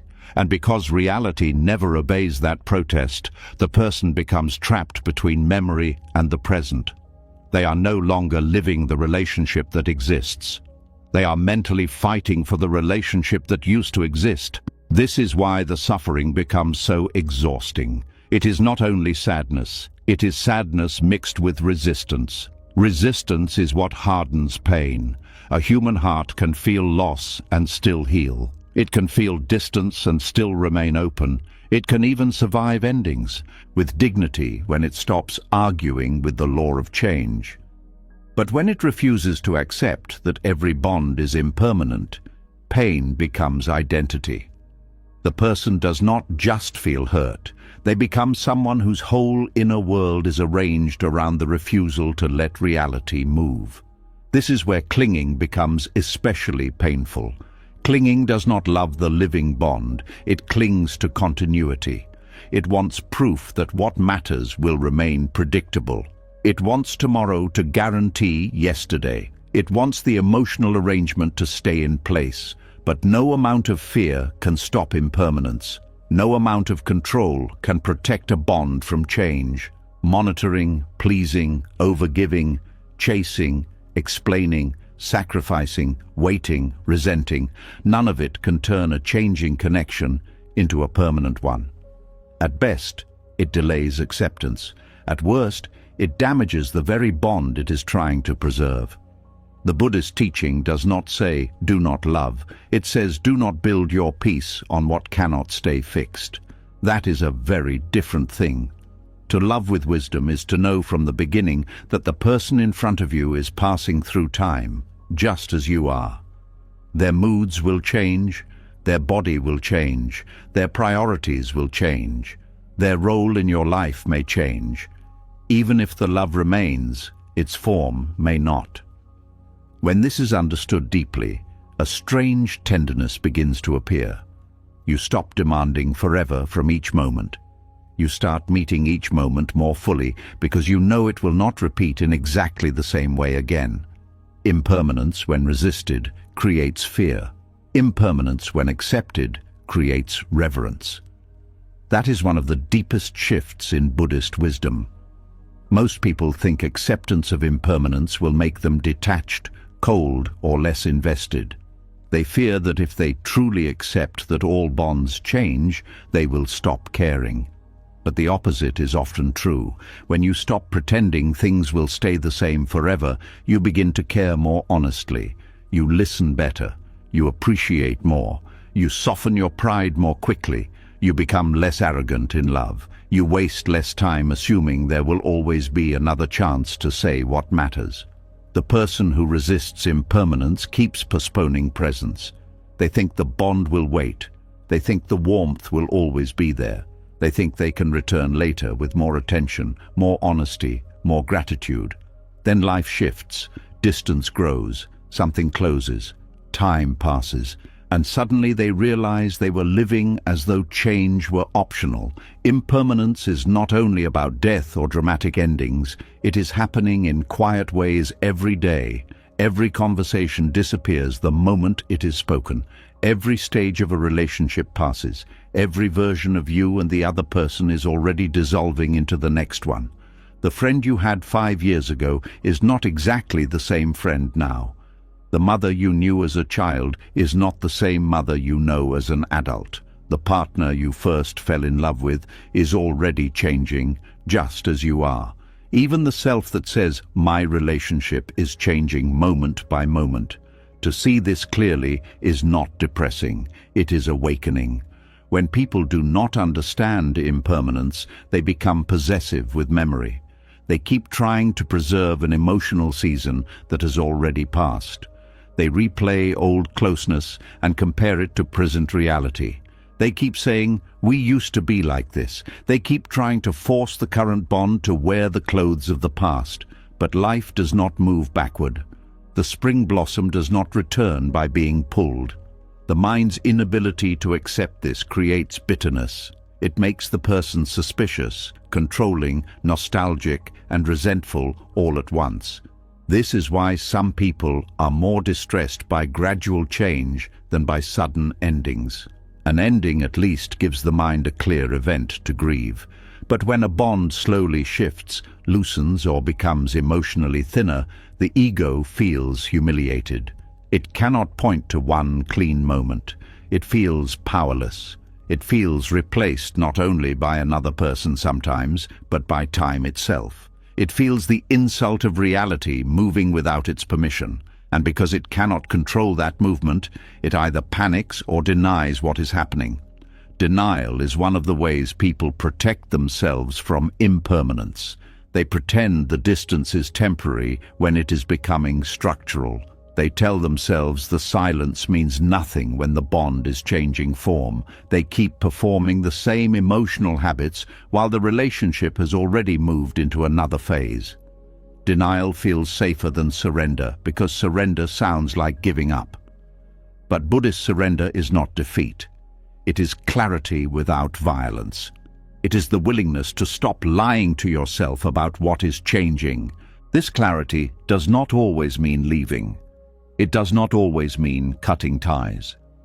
Sometimes acceptance of impermanence means allowing a bond to become different without punishing it for no longer being what it once was.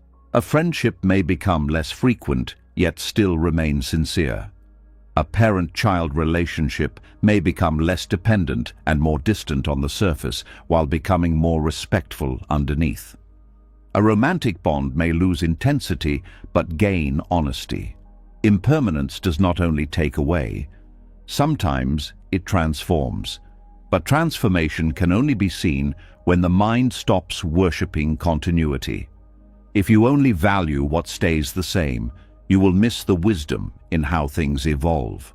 This is one of the reasons spiritual maturity changes the way a person loves. A mature heart no longer asks only, "How do I keep this?" It begins to ask, "What is this becoming?" That question is softer. It is more awake. It allows reality to speak. It allows the bond to reveal its actual shape rather than forcing it into an old image. That is how compassion enters where control used to live. Impermanence also reveals the difference between appreciation and ownership. Ownership says, because this matters to me, it should remain available to me in the same way. Appreciation says, because this matters to me, I will meet it fully while it is here. Ownership becomes tense. Appreciation becomes humble. Ownership fears change as theft. Appreciation sees change as part of the cost of being alive. This is why Buddhism keeps returning to the theme of grasping. The issue is not that relationships are temporary. The issue is that the mind keeps trying to hold temporary things as if they were permanent. This grasping creates suffering not because human bonds are wrong, but because the way the mind relates to them is distorted. It wants certainty from moving things. It wants fixed identity from changing roles. It wants endless emotional security from another human being who is also vulnerable, changing, confused, and impermanent. No one can give you permanence because no one possesses it. Once this becomes real inside you, compassion deepens. You become gentler toward others because you stop demanding the impossible from them. You stop acting shocked that they changed. You stop treating every shift as betrayal. You begin to see that they too are moving through conditions they cannot fully control. Their mind changes, their fears change, their path changes, their wounds change. Just as you are not the same person from one season of life to the next, neither are they. This does not excuse cruelty. It does not mean accepting disrespect. Buddhist understanding is not passive blindness. It simply means that you no longer multiply pain by pretending that what changes has committed a cosmic crime. You can still set boundaries. You can still walk away. You can still mourn. But you do so without the extra suffering that comes from demanding that impermanence stop being true. There is also another side to this teaching that many people overlook. Impermanence is not only why things end, it is also why pain ends. The same law that changes relationships also changes grief, loneliness, fear, longing, heartbreak, and emptiness. The person who resists impermanence often resists it only when it takes away what they want. But impermanence also removes what they do not want. No emotion stays. No wound remains in the same form forever. No season of inner darkness is final. To understand impermanence only as loss is to misunderstand it. It is the law of movement itself. This makes acceptance more balanced. You are not bowing only to endings. You are bowing to the flow of reality. You are recognizing that all conditions arise, remain for a while, and pass. That includes intimacy. That includes distance. That includes joy. That includes sorrow. When this truth sinks into the heart, there is less panic in change. There is more trust in movement. Not trust that everything will go the way you want, but trust that clinging is not the answer. A person who deeply accepts impermanence becomes less desperate in love. They no longer try to squeeze certainty out of every interaction. They no longer read every shift as proof that disaster has arrived. They stop trying to turn the present into a permanent contract. Instead, they begin to offer their presence more cleanly. They can say, "I care," without secretly demanding forever. They can feel pain without turning pain into evidence that life is unfair. They can let a bond matter deeply while knowing it cannot be owned. This is a very different kind of strength. It does not look dramatic. It does not perform toughness. It does not pretend not to care.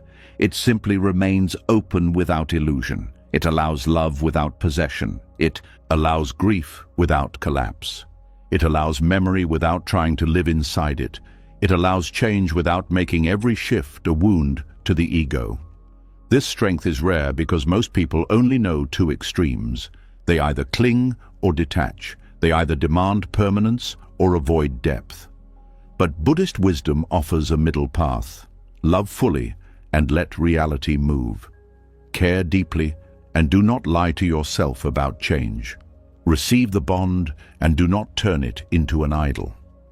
Let the moment be sacred and let it pass when it passes. There is enormous peace in this, though the peace usually comes after the mind stops arguing. At first, acceptance feels like loss, because the ego hears impermanence and thinks nothing is safe. But eventually, a deeper intelligence begins to understand. Safety was never going to come from freezing life. Safety comes from learning how to remain present while life changes. Safety comes from loosening the grip.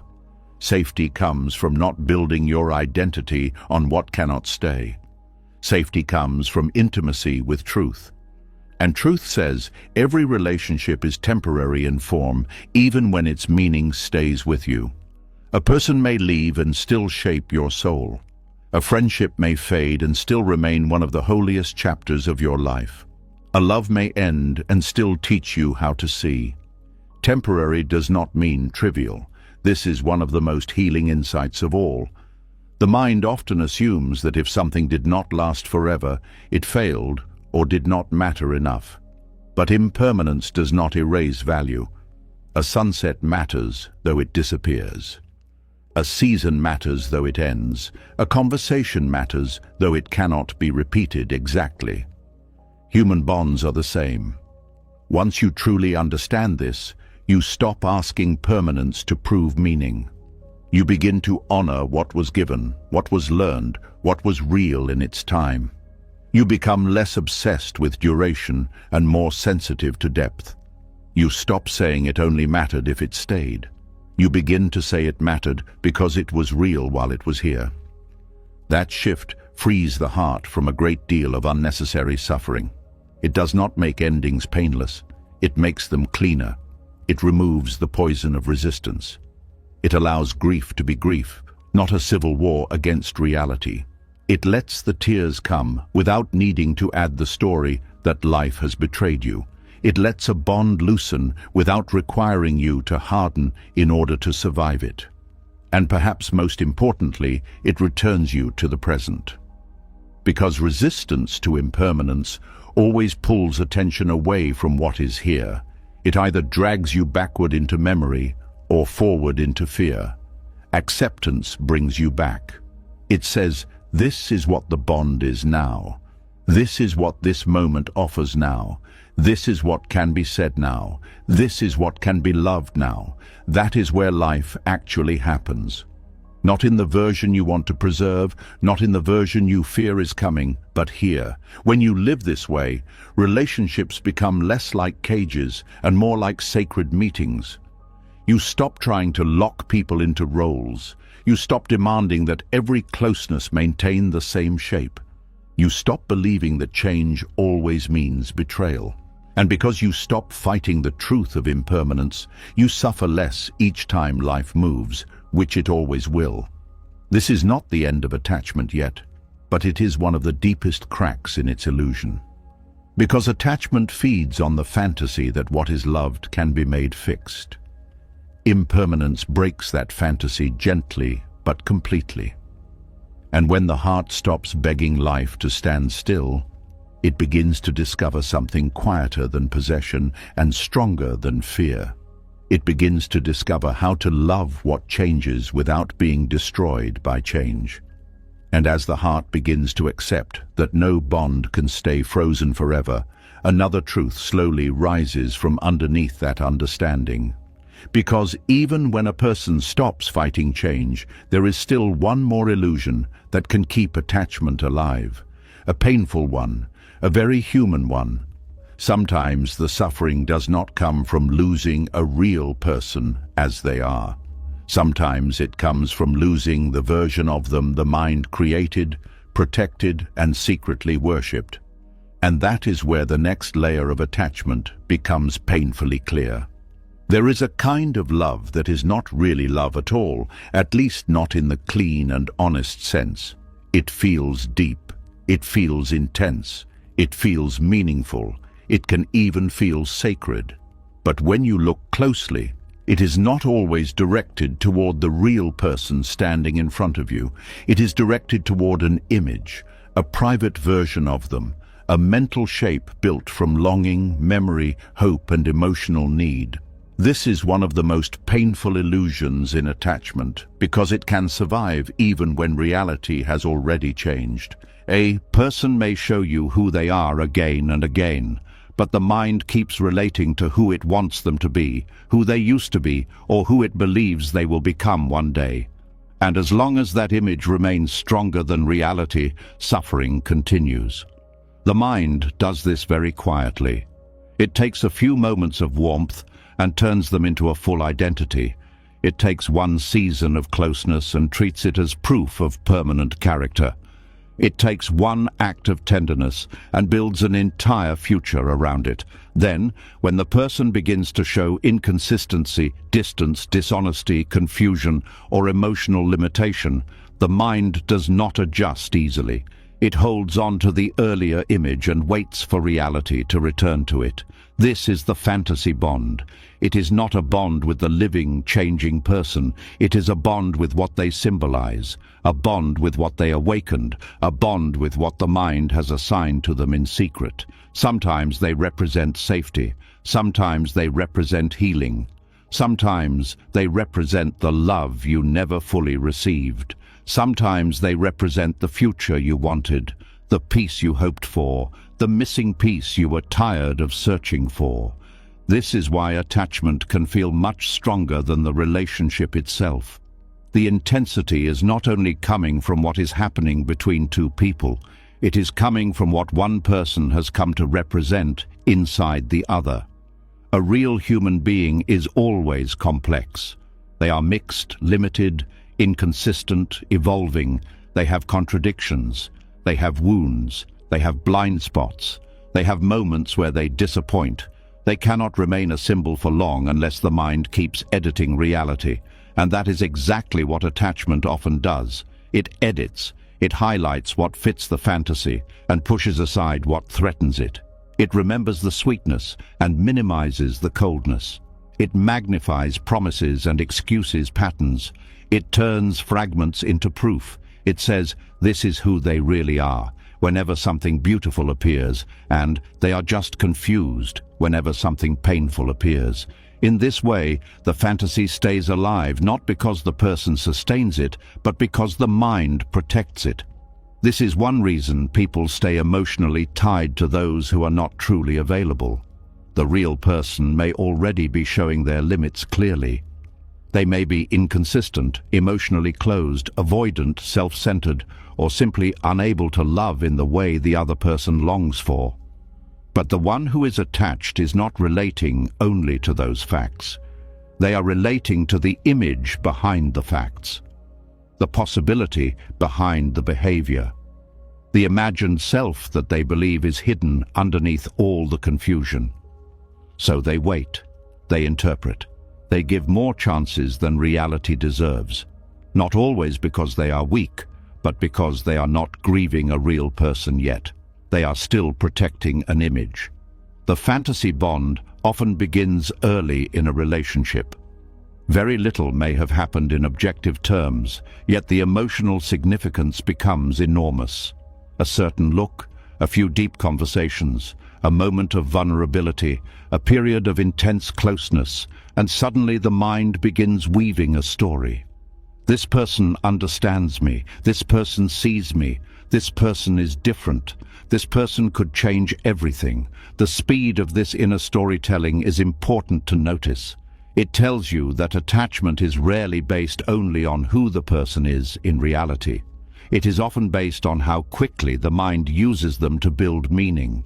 The person becomes a screen onto which unmet hopes are projected. And once that projection forms, the real relationship becomes harder to see. You are no longer dealing with only what they do. You are dealing with what they mean to you. You are not just receiving their presence. You are filling it with old desire, old pain, old emptiness, old imagination. This is why the loss of a fantasy bond can feel more devastating than the loss of a clearly unhealthy connection should feel. What is collapsing is not only a relationship, it is a whole inner construction, a whole emotional architecture, a whole future that the mind had already started living inside. That collapse feels brutal because it exposes how much had been invested in something that was not fully real. It is painful to discover that what you loved was partly true and partly imagined. Painful to realize that much of your devotion was not to the actual human being, but to what they once gave you in a certain moment, or what you hoped they would continue to give. Painful to admit that you were waiting not only for them, but for what they represented in your emotional world. Sometimes they represented rescue. A person who arrives at the right emotional moment can quickly become larger than life, not because they are extraordinary in some objective way, but because they meet you at a place of deep vulnerability.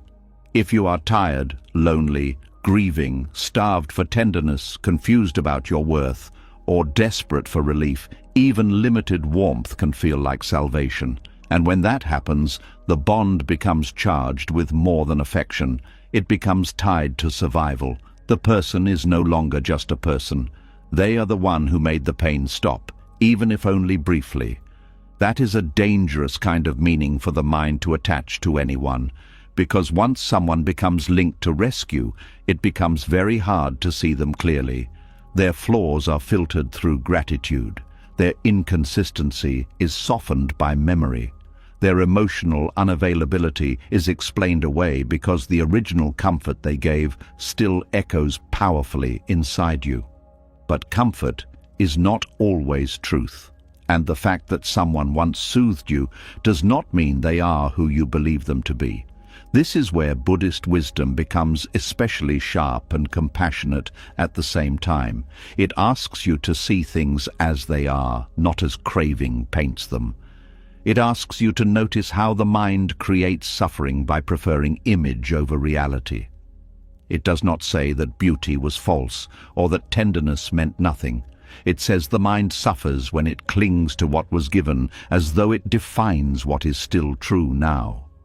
A person may have once loved you sincerely and still not be able to love you rightly now. A person may once have shown their softest self and still not be willing to live from that self consistently. A person may have awakened something beautiful in you and still not be your path. These truths are hard to accept because the fantasy bond does not live in the present. It lives in the emotional memory of what felt possible, and possibility is intoxicating. Many attachments survive not because the connection is truly alive, but because possibility remains unclosed. The mind says, but they could become this, or maybe the person I felt that day is the real one, or maybe if the timing changes, everything will open again. These thoughts keep the image intact, They keep you bonded to a future version of someone who may never actually arrive. This is one of the deepest forms of self-abandonment. You stop relating to what is true and begin relating to what is hoped. You stop asking, who are they consistently, and begin asking, who might they become if enough goes right? You stop responding to reality and begin negotiating with fantasy. This is exhausting for the heart because fantasy never fully satisfies. It offers emotional intensity without real ground. It keeps hope alive, but not peace. It keeps longing alive, but not clarity. It lets you feel connected to something beautiful while leaving you stuck inside uncertainty. Real love becomes possible only when fantasy begins to die. Not because romance must become cold or cynical, but because honesty must become stronger than projection. To love a real person is to allow them to be what they are, not what you need them to symbolize. It is to see the whole of them, not just the parts that support your emotional dream. It is to stop asking them to heal what they did not break, to complete what only you can face within yourself, or to become the final answer to wounds that are older than the relationship. This does not mean the heart becomes closed, it means the heart becomes sober, and sobriety in love is not the absence of feeling, it is the presence of truth. A sober heart can still love deeply, it can still feel wonder, tenderness, passion, devotion, but it no longer confuses intensity with destiny. It no longer assumes that being stirred means being aligned. It no longer treats emotional symbolism as proof of relational reality. This is especially important when someone represents something from your past. Attachment often forms around repetition, but not always through obvious pain.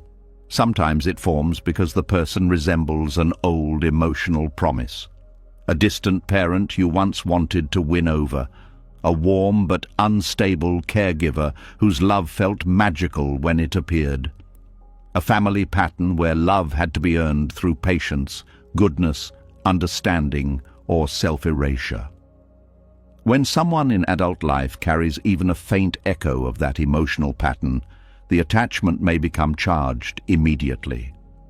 The person is no longer just a present-day human being. They become an old door, an old story, an old chance to finally receive something differently. This is why the bond feels bigger than the actual relationship often justifies.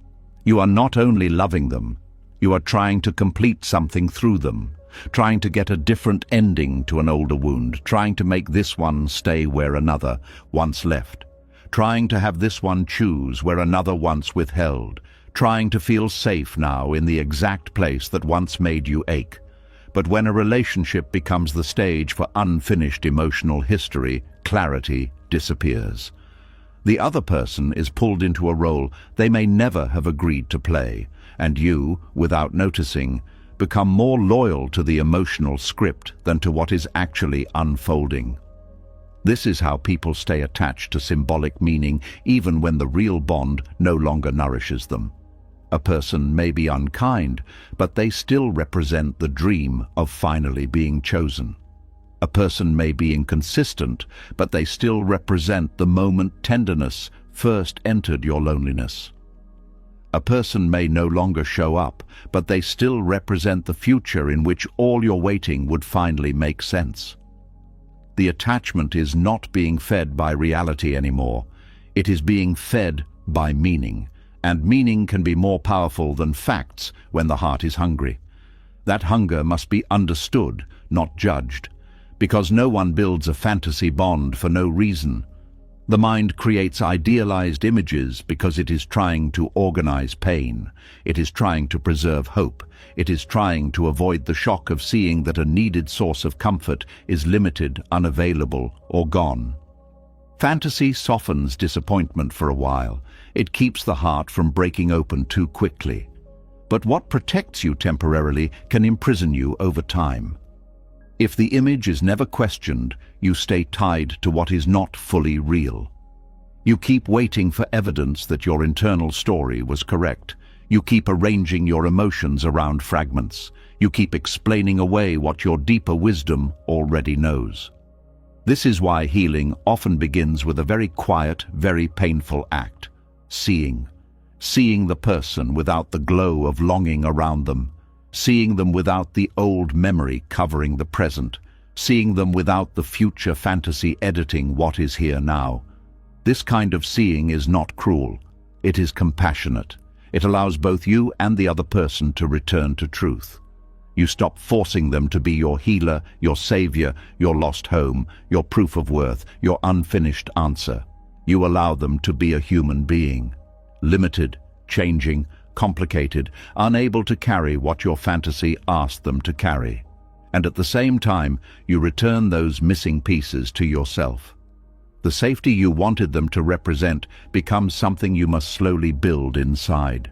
The tenderness you hoped they would restore becomes something you must learn to offer your own life. The sense of worth you hoped their choosing would confirm becomes something you must discover beneath all choosing and rejection. This is where the fantasy bond begins to loosen. Not because the feelings were fake, but because the projection is no longer needed in the same way. You begin to separate the person from the meaning you placed on them. You begin to say, yes, they mattered, but they were not all that my mind made them into. That sentence is a form of liberation. It does not erase beauty, it restores proportion. It does not erase grief, it makes grief cleaner. Because now you are not grieving a myth. You are grieving what was real, and only what was real. This makes healing more honest. When people grieve fantasy, they often stay stuck for a long time. The mind keeps returning to what could have been. It keeps replaying the best moments as if they prove the whole story. It keeps bargaining with time. It keeps waiting for the image to come back alive. But when grief turns toward reality, something changes. You begin to mourn the actual limitations, the actual ending, the actual mismatch, the actual person. And reality, though painful, is easier to release than illusion. Illusion has no edge, no shape, no final form. It can keep shifting to protect itself. Reality is sad, but clean. This is why Buddhist practice keeps calling the mind back to direct seeing. Not because dreams are evil, but because attachment grows strongest where perception is distorted. The more clearly you see, the less your suffering is fed by what is not there. The more honestly you meet a person, the less likely you are to confuse emotional hunger with spiritual connection. The more deeply you understand your own longing, the less likely you are to make another person carry its meaning. And then something beautiful becomes possible. You can still love without fantasy. You can still appreciate what someone gave without turning them into a symbol. You can still remember the tenderness without building a temple around it. You can still let a person matter, even deeply, without making them the answer to your life. This kind of love is quieter, but stronger. It is not built on projection, so it does not collapse as violently when reality appears. It is not built on rescue, so it does not turn every shift into catastrophe. It is not built on the promise that another human being will heal your oldest wound, so it leaves room for truth, dignity, and freedom. And perhaps most importantly, it allows you to meet people as living beings, not emotional medicine. That changes everything, because when you stop loving the image, you finally get the chance to know the person. Sometimes that will deepen the bond. Sometimes it will end the fantasy and reveal that the bond was never what you thought. Sometimes it will bring disappointment, sometimes relief, sometimes sorrow, sometimes peace. But whatever it brings, it will be real. And reality, though less dramatic than fantasy, is where peace begins. The heart suffers deeply when it clings to representation instead of truth. But once it begins to see clearly, once it understands how attachment turns a person into a symbol of healing, salvation, completion, or return, a quiet freedom begins to open. You no longer have to worship what someone once gave. You no longer have to stay loyal to a version of them that appears only in memory. You no longer have to keep loving the promise of who they might become while reality keeps showing you who they are. You can bow to what was beautiful. You can thank what was meaningful. You can grieve what was never fully yours. And then, slowly, you can let the image fall away. What remains after that is not emptiness. It is truth. And truth, though it may break the fantasy, is the first thing that makes real love possible. And as the fantasy begins to fall away, another truth waits underneath it, quieter and more difficult to face. Because once you stop clinging to who someone represents, you are left with something most people spend their whole lives trying not to feel. The empty space beneath the chase, the silence beneath the longing, the part of you that no relationship was ever truly meant to cover. And this is where attachment reveals one of its deepest secrets. There is a kind of fear that hides behind attachment, and it is not always the fear of losing another person. Sometimes it is the fear of being left alone with yourself. Sometimes what feels like love is actually a defense against stillness, a way of keeping the mind occupied, a way of filling in a space so you do not have to enter it, a way of making sure there is always something to think about. Someone to want, someone to wait for, someone to decode, someone to chase, someone to miss. This is why some attachments feel impossible to let go of, even when they bring more pain than peace. The bond may be unstable, the connection may be confusing, the person may be emotionally unavailable, and still the mind keeps returning. It keeps rehearsing conversations, replaying memories, imagining outcomes, reaching for meaning. On the surface, it looks like longing for another person. But underneath, something else may be happening. The relationship has become a structure that protects you from your own inner silence. Silence can be deeply uncomfortable when a person has never learned how to meet themselves without fear.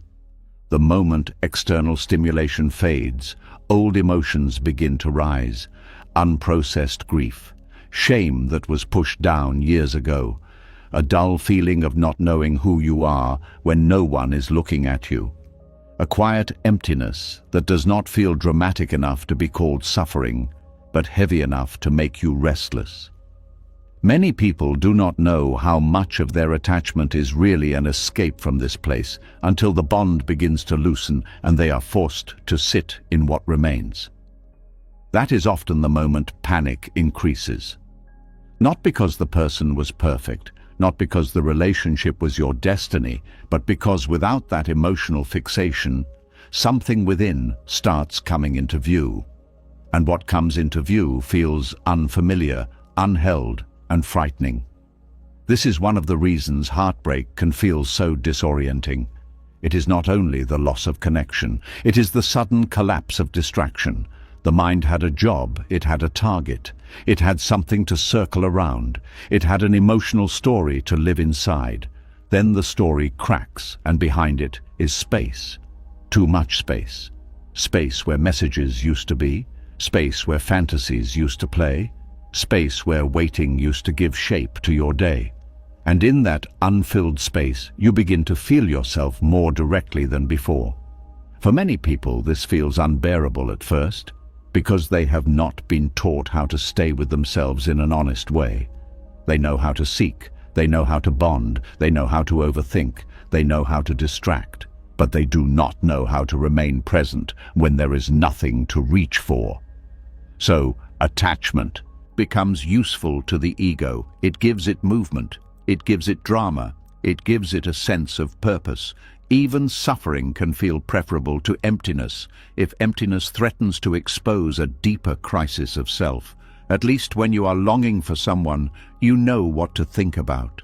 At least when you are trying to be chosen, there is a direction for your emotional energy.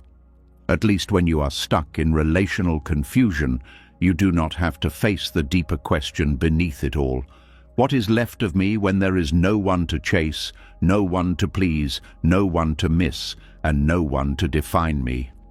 That question is more unsettling than most people realize, because many identities are built through relationship, not only romantic ones. A person may know themselves mainly as needed, desired, chosen, helpful, central, important, rescuing, waiting, or wanted. When attachment dissolves, those identities begin to tremble, and if there is no deeper ground beneath them, emptiness appears. Buddhist wisdom does not treat this emptiness as a mistake. It treats it as a doorway, but before it becomes a doorway, it often feels like a wound. It feels cold. It feels exposing. It feels like meaning has gone missing. The ego does not understand sacred emptiness. It only understands lack. So when inner space opens, it immediately tries to fill it again with another attachment, another distraction, another emotional story, another person who can carry the weight of what has not yet been faced within. This is why patterns repeat. A person says they want peace, yet they keep entering bonds that keep them mentally occupied. A person says they want healthy love, yet they feel bored when things are calm and magnetized when things are uncertain. A person says they want freedom, yet they keep returning to emotional entanglements that consume their inner life. This contradiction makes sense when you realize that attachment is not always feeding on connection. Sometimes it is feeding on avoidance. Sometimes the suffering itself is performing a function. It is keeping you from standing still long enough to meet what lives underneath all the movement. Underneath attachment, there is often a relationship with solitude that has never been healed.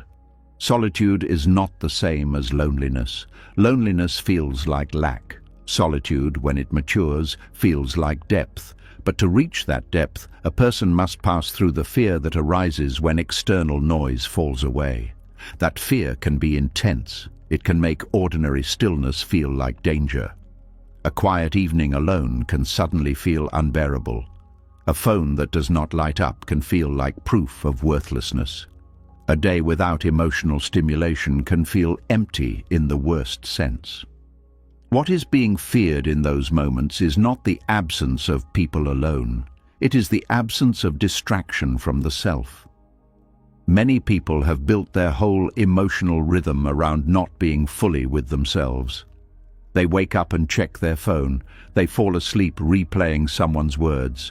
They fill silence with podcasts, music, scrolling, messages, fantasies, plans, conversations, and imagined outcomes. None of these things are wrong by themselves, but when they are used constantly, they can prevent a deeper encounter. They keep the inner world busy enough that its deeper content never fully rises.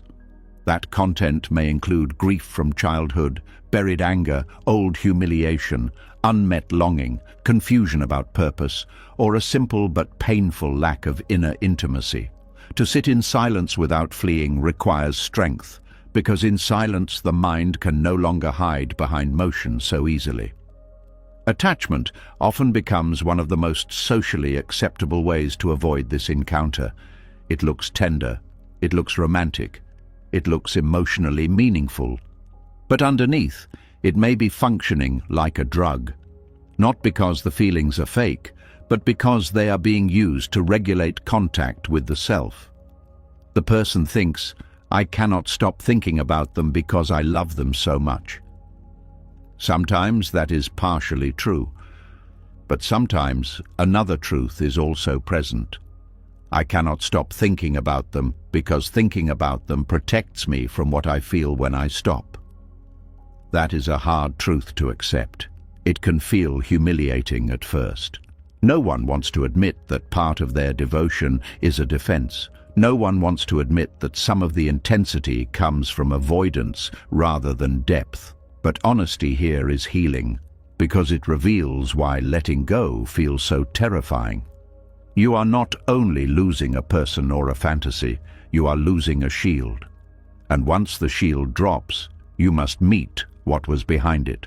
This meeting is where spiritual life truly begins, not when you learn beautiful ideas, not when you speak about detachment, not when you quote wise teachings, But when you sit in the room with yourself and do not run, when you allow the restlessness to rise without instantly reaching for a message, when you let the ache move through the body without turning it into a story about someone else, when you feel the emptiness and stay curious instead of panicked.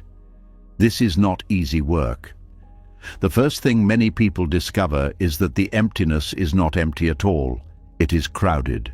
It contains old voices, old fears, old assumptions, old wounds. It contains all the feelings that relationships once helped silence. It contains the parts of the self that were neglected because there was always someone else to focus on. It contains the child within who learned to look outward for comfort because inward felt barren or unsafe. This inner meeting can bring sadness. A person may realize how long they have been abandoning themselves, how often they left their own body and mind to chase closeness elsewhere, how little time they have spent simply being with their own life without turning away. This sadness is important. It is not failure. It is the beginning of compassion. Because once you see how attachment has been used to avoid yourself, you stop judging your patterns so harshly. You begin to understand them. You see that they were attempts to survive inner disconnection. Imperfect attempts, painful attempts, costly attempts, but still attempts. And from understanding comes a gentler kind of change. You do not heal by attacking attachment. You heal by strengthening your capacity to remain present without it. That means learning to sit in silence for a little longer than before. Learning to notice the impulse to reach outward without obeying it immediately. Learning to feel loneliness in the body without turning it into a demand that someone must fix it. Learning to ask, what is here right now in me, instead of always asking, why are they not here for me? This shift changes the center of gravity. The emotional life stops revolving only around the other person and begins to revolve around awareness. Awareness is what makes inner emptiness transform. Without awareness, emptiness feels like a hole. With awareness, emptiness becomes space. A hole feels like something is missing. Space feels like something can finally breathe. This is one of the deepest differences in spiritual understanding. The ego fears emptiness because it experiences it as non-existence. But awareness begins to recognize that what feels empty is often only unoccupied by noise. It is not a dead place. It is an open place. A place where truth can arise, a place where the self can be met without performance, a place where desire does not have to be constantly obeyed. Many people have never known this kind of inner space. That is why they keep filling it too quickly, with another bond, another obsession, another emotional cycle, another person to save, to win, to decode, to wait for, to revolve around. The cycle continues until one day the suffering becomes greater than the avoidance. Then the person becomes ready, sometimes through heartbreak, sometimes through exhaustion, sometimes through spiritual hunger, to turn inward and stay there long enough for something real to happen. What happens then is not instant peace. First comes withdrawal, not only from the person, but from stimulation itself. The mind misses the emotional drama.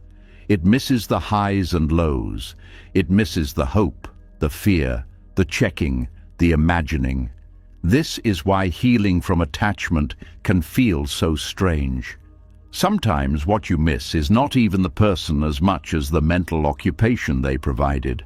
The whole nervous system had become used to that rhythm. Calm feels flat. Silence feels suspicious. Nothing happening can feel worse than pain because pain at least feels like something. This stage requires patience. You begin to see that your system has been trained to equate intensity with aliveness. And now you must teach it something gentler. You must teach it that peace is not emptiness in the bad sense, that stillness is not abandonment, that a quiet day is not a meaningless day, that being alone with yourself is not the same as being unloved. These lessons are not learned once. They are learned repeatedly through direct experience. You stay home one evening and survive your own company. You wake up without checking for their message and realize the world did not collapse. You sit with discomfort and notice that it rises, peaks and falls. You stop chasing stimulation and begin to hear your own thoughts more clearly. At first, those thoughts may be painful, but eventually they become more honest, more spacious, more kind. This is how self-intimacy grows. Self-intimacy is very different from self-analysis. It is not the endless picking, a part of feelings. It is the ability to remain lovingly present with your own inner life. It is the ability to say, "This ache is here," without immediately making someone else responsible for removing it. It is the ability to feel restless and not call it proof that you need another attachment. It is the ability to be touched by longing without building a whole identity around what is absent. Once self-intimacy deepens, relationships begin to change naturally. You no longer need them to drown out your inner world. You no longer need every connection to rescue you from stillness. You no longer fall so quickly into obsession when someone makes you feel briefly alive, because you are no longer starving in the same way. You have begun feeding yourself with presence. This is one of the most beautiful shifts in Buddhist practice. You stop approaching relationships as escape routes from your own mind. You start approaching them from wholeness, not complete perfection, not some emotionless state, but a deeper groundedness. You can enjoy connection without using it to avoid your own depths. You can miss someone without collapsing into panic. You can feel desire without turning it into a project of salvation.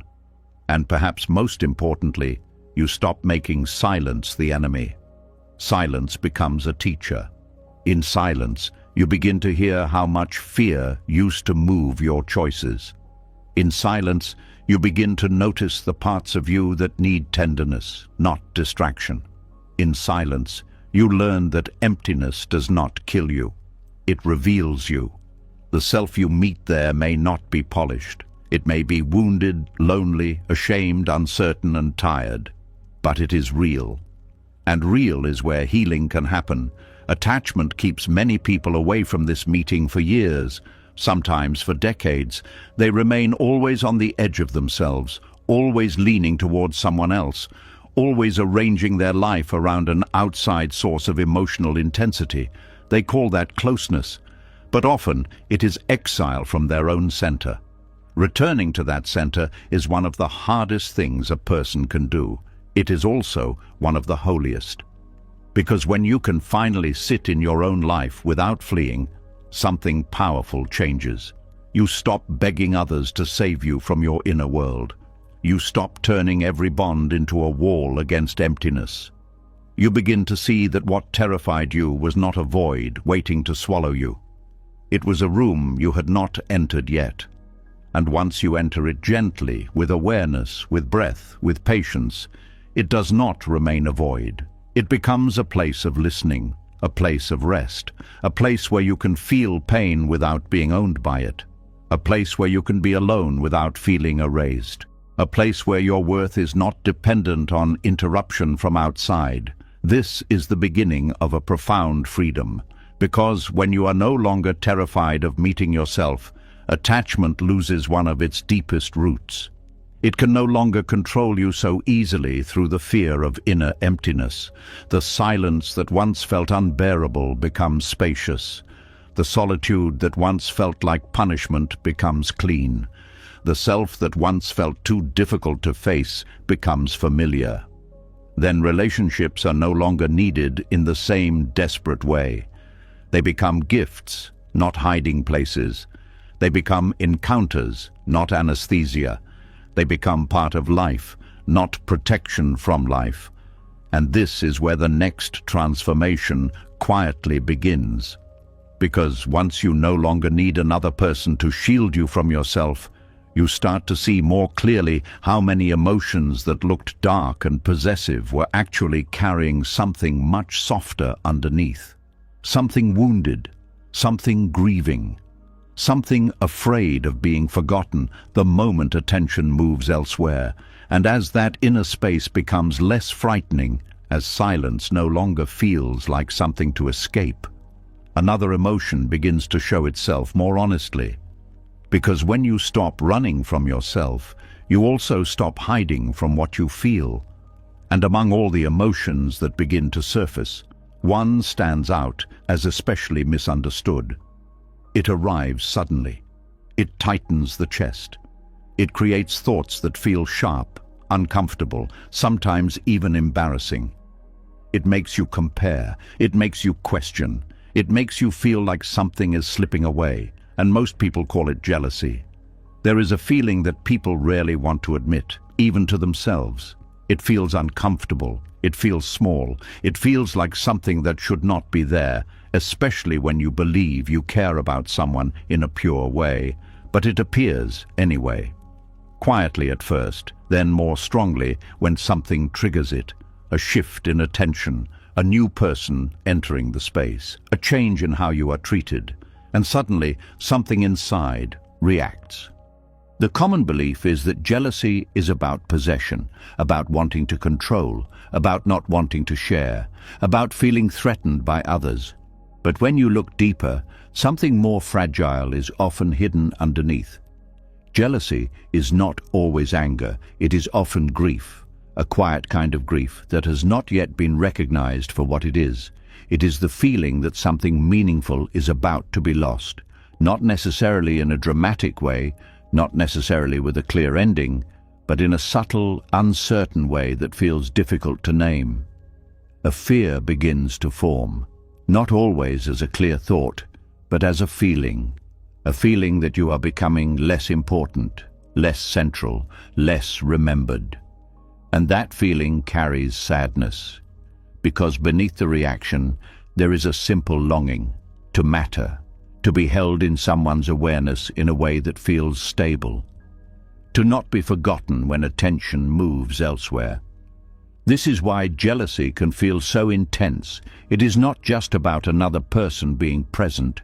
It is about what their presence seems to take away, a sense of place, a sense of being seen, a sense of emotional ground. And when that ground feels unstable, the mind reacts. It tries to protect something that feels threatened. It begins to compare, to measure, to notice differences, to question where it stands. But these reactions are not the root. They are expressions of something deeper, a quiet sorrow that has not been fully acknowledged, a sorrow that says, "I am afraid of disappearing." This fear does not always come from the present situation. It often has deeper roots, moments where attention was lost, times where connection faded without explanation, experiences where being seen did not last. These moments leave an imprint, not as clear memories, but as emotional patterns. And when something in the present resembles that pattern, the feeling returns. Not exactly the same, but close enough to activate it. This is why jealousy can feel disproportionate, because it is not only responding to what is happening now, it is responding to what has been felt before. The mind tries to make sense of it in the present. It says, "This person is the cause." But what is being felt is often a mixture of present perception and past imprint. This mixture creates confusion, because the emotion feels real, immediate, and directed at the current situation. But its depth comes from something that has been carried over time. This is why simply trying to control jealousy rarely works, because it does not address what is underneath. It only tries to manage the surface, the comparison, the thoughts, the reactions, but the feeling remains, and it continues to return, because it is asking to be seen differently. Not as something to suppress, but as something to understand. When you stay with the feeling without immediately reacting to it, something begins to shift. The intensity softens slightly, not completely, but enough to observe. And in that observation, something becomes clearer. There is sadness there, not always obvious at first, but present. A sadness that feels like something is being taken away, or about to be taken away, even if nothing has fully changed yet. This anticipation of loss is what gives jealousy its edge. It is not always about what has already happened. It is about what might happen. And the mind does not like uncertainty. It prefers clear outcomes. So when something feels unclear, it fills the gap, often with fear.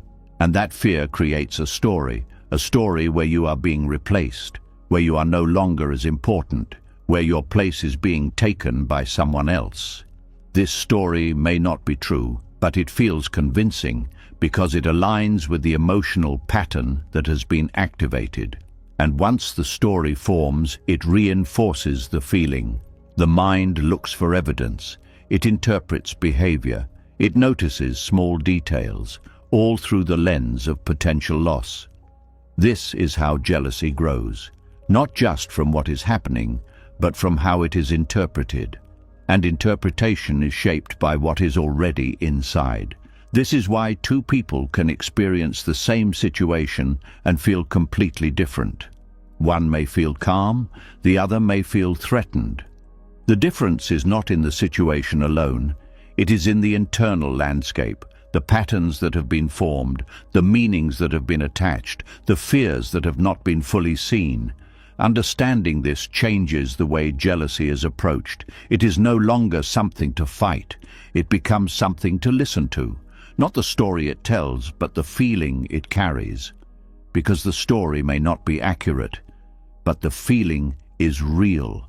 It is pointing to something, a place where security feels uncertain, a place where being valued feels fragile, a place where attention feels necessary to feel stable.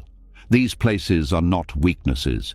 They are parts of the self that have not been fully supported, and when they are activated, they seek reassurance, not always from others, sometimes simply from being understood.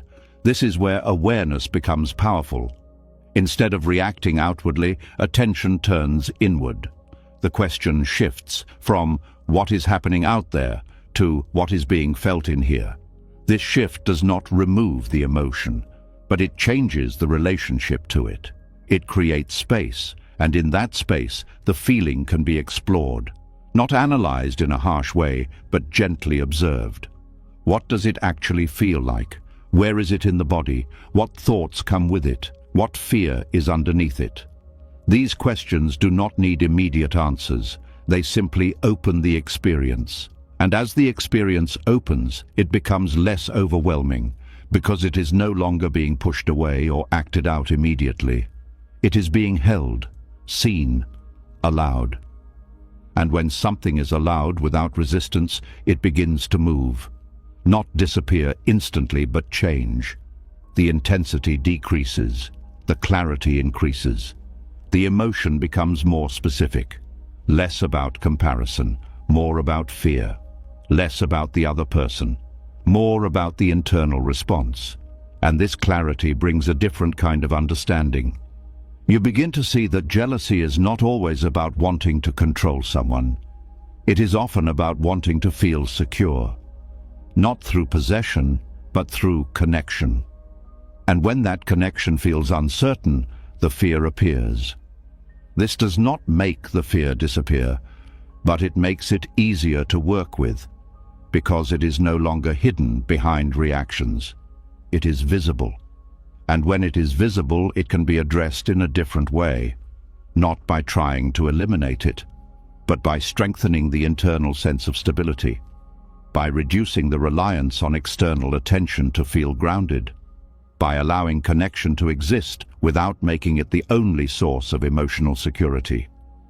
This process takes time, because the patterns are not new. They have been formed over many experiences.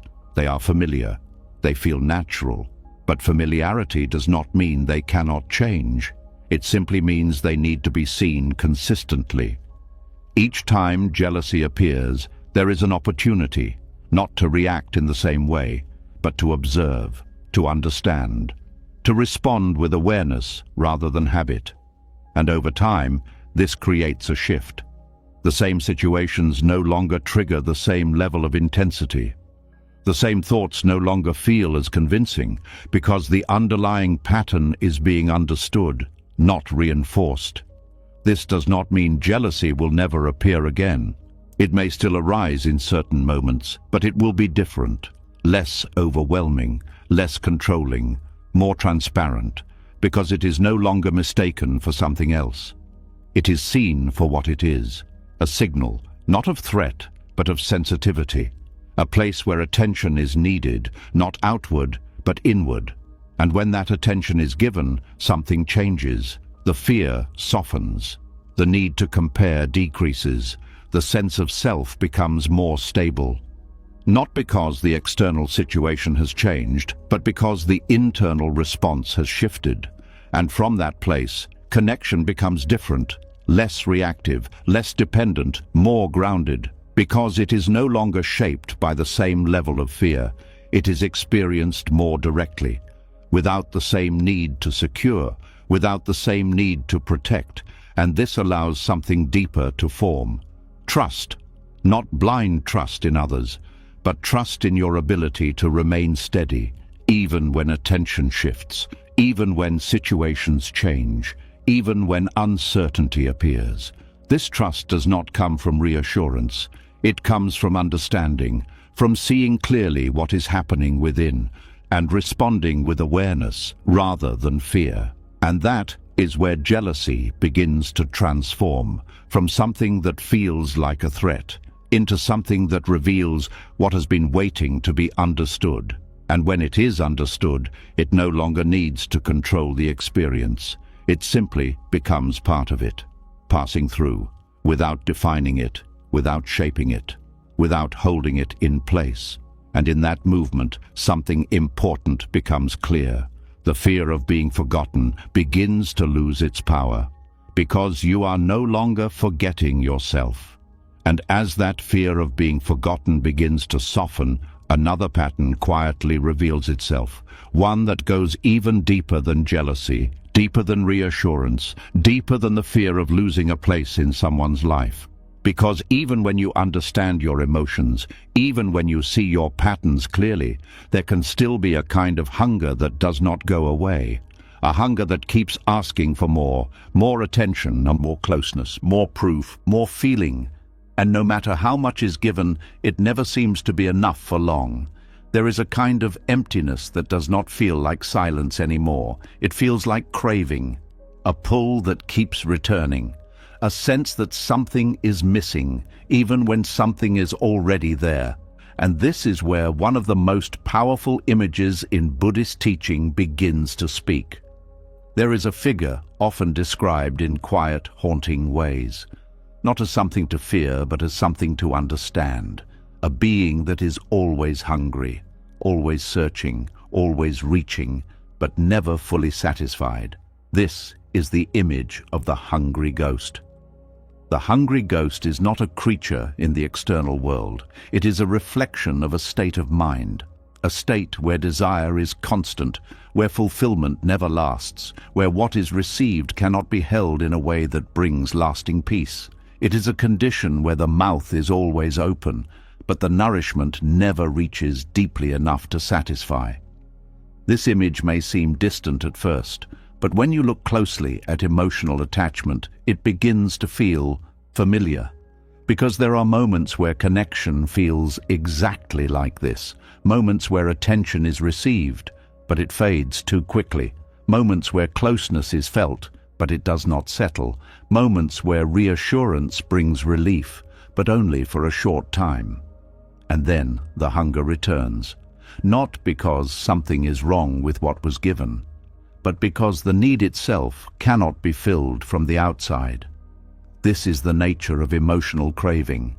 It does not ask for connection once. It asks again and again and again, each time believing that the next moment will be enough, that the next message will finally settle the feeling, that the next interaction will create stability. But stability does not arrive, only temporary relief. This creates a cycle where satisfaction is always followed by another need, where fulfillment never becomes complete, where the mind remains in a constant state of reaching. This reaching becomes exhausting, not always in a visible way, but internally. A quiet fatigue begins to build, because the effort to maintain emotional satisfaction never ends. There is always something more to seek, something more to confirm, something more to secure. This is where the image of the hungry ghost becomes clear, not as something external, but as something that lives within the patterns of craving. It is the part of the mind that cannot rest, that cannot feel complete, that believes that the next experience will bring what the previous one could not. And because of this belief, it keeps moving, never settling, never fully arriving.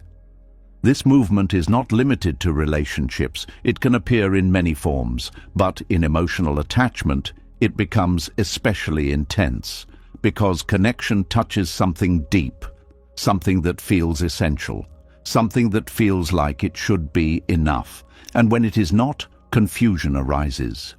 The mind begins to question, why is this not enough? Why does the feeling not stay?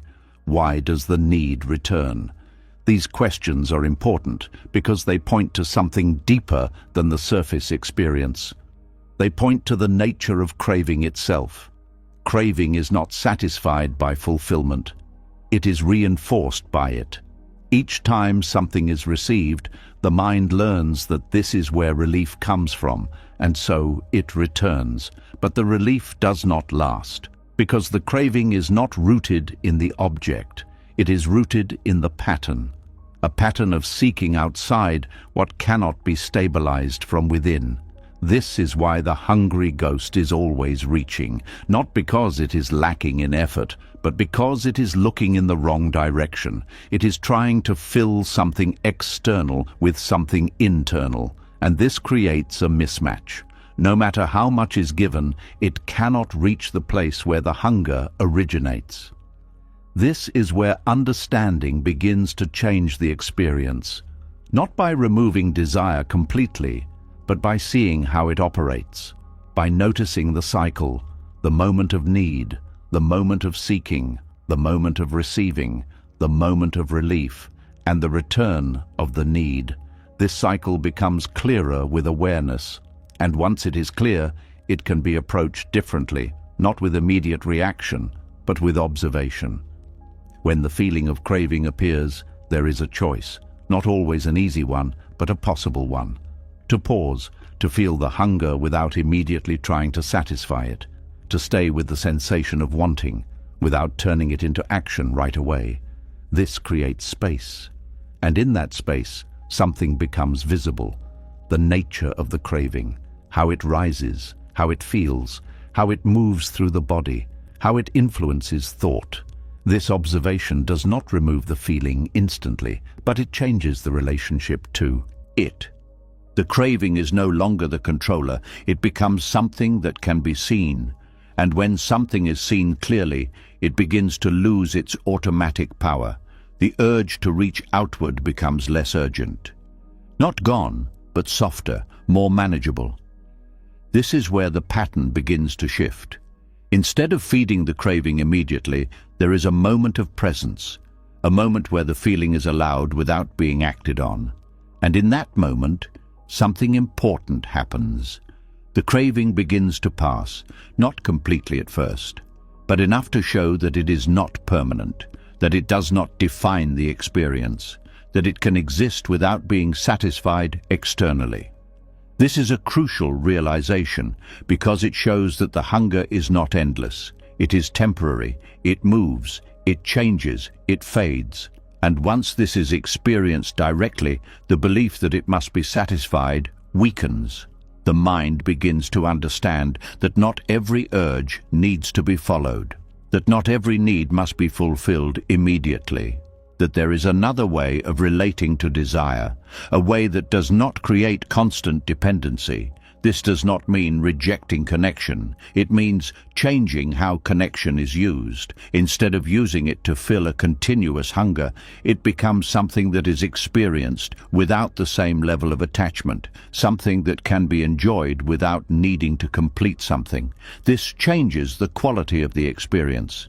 It becomes lighter, less pressured, less driven by the need to maintain a certain feeling, because the feeling is no longer being forced to stay. It is allowed to come and go, just like everything else.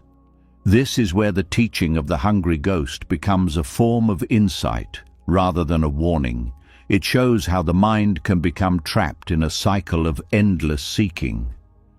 But it also shows how that cycle can be seen, and once it is seen, it can begin to loosen, not through force, but through understanding, through presence, through the willingness to stay with what is felt, rather than immediately trying to change it. This willingness creates a different kind of stability, one that does not depend on constant input, one that does not require continuous reassurance, one that is not driven by the same level of craving.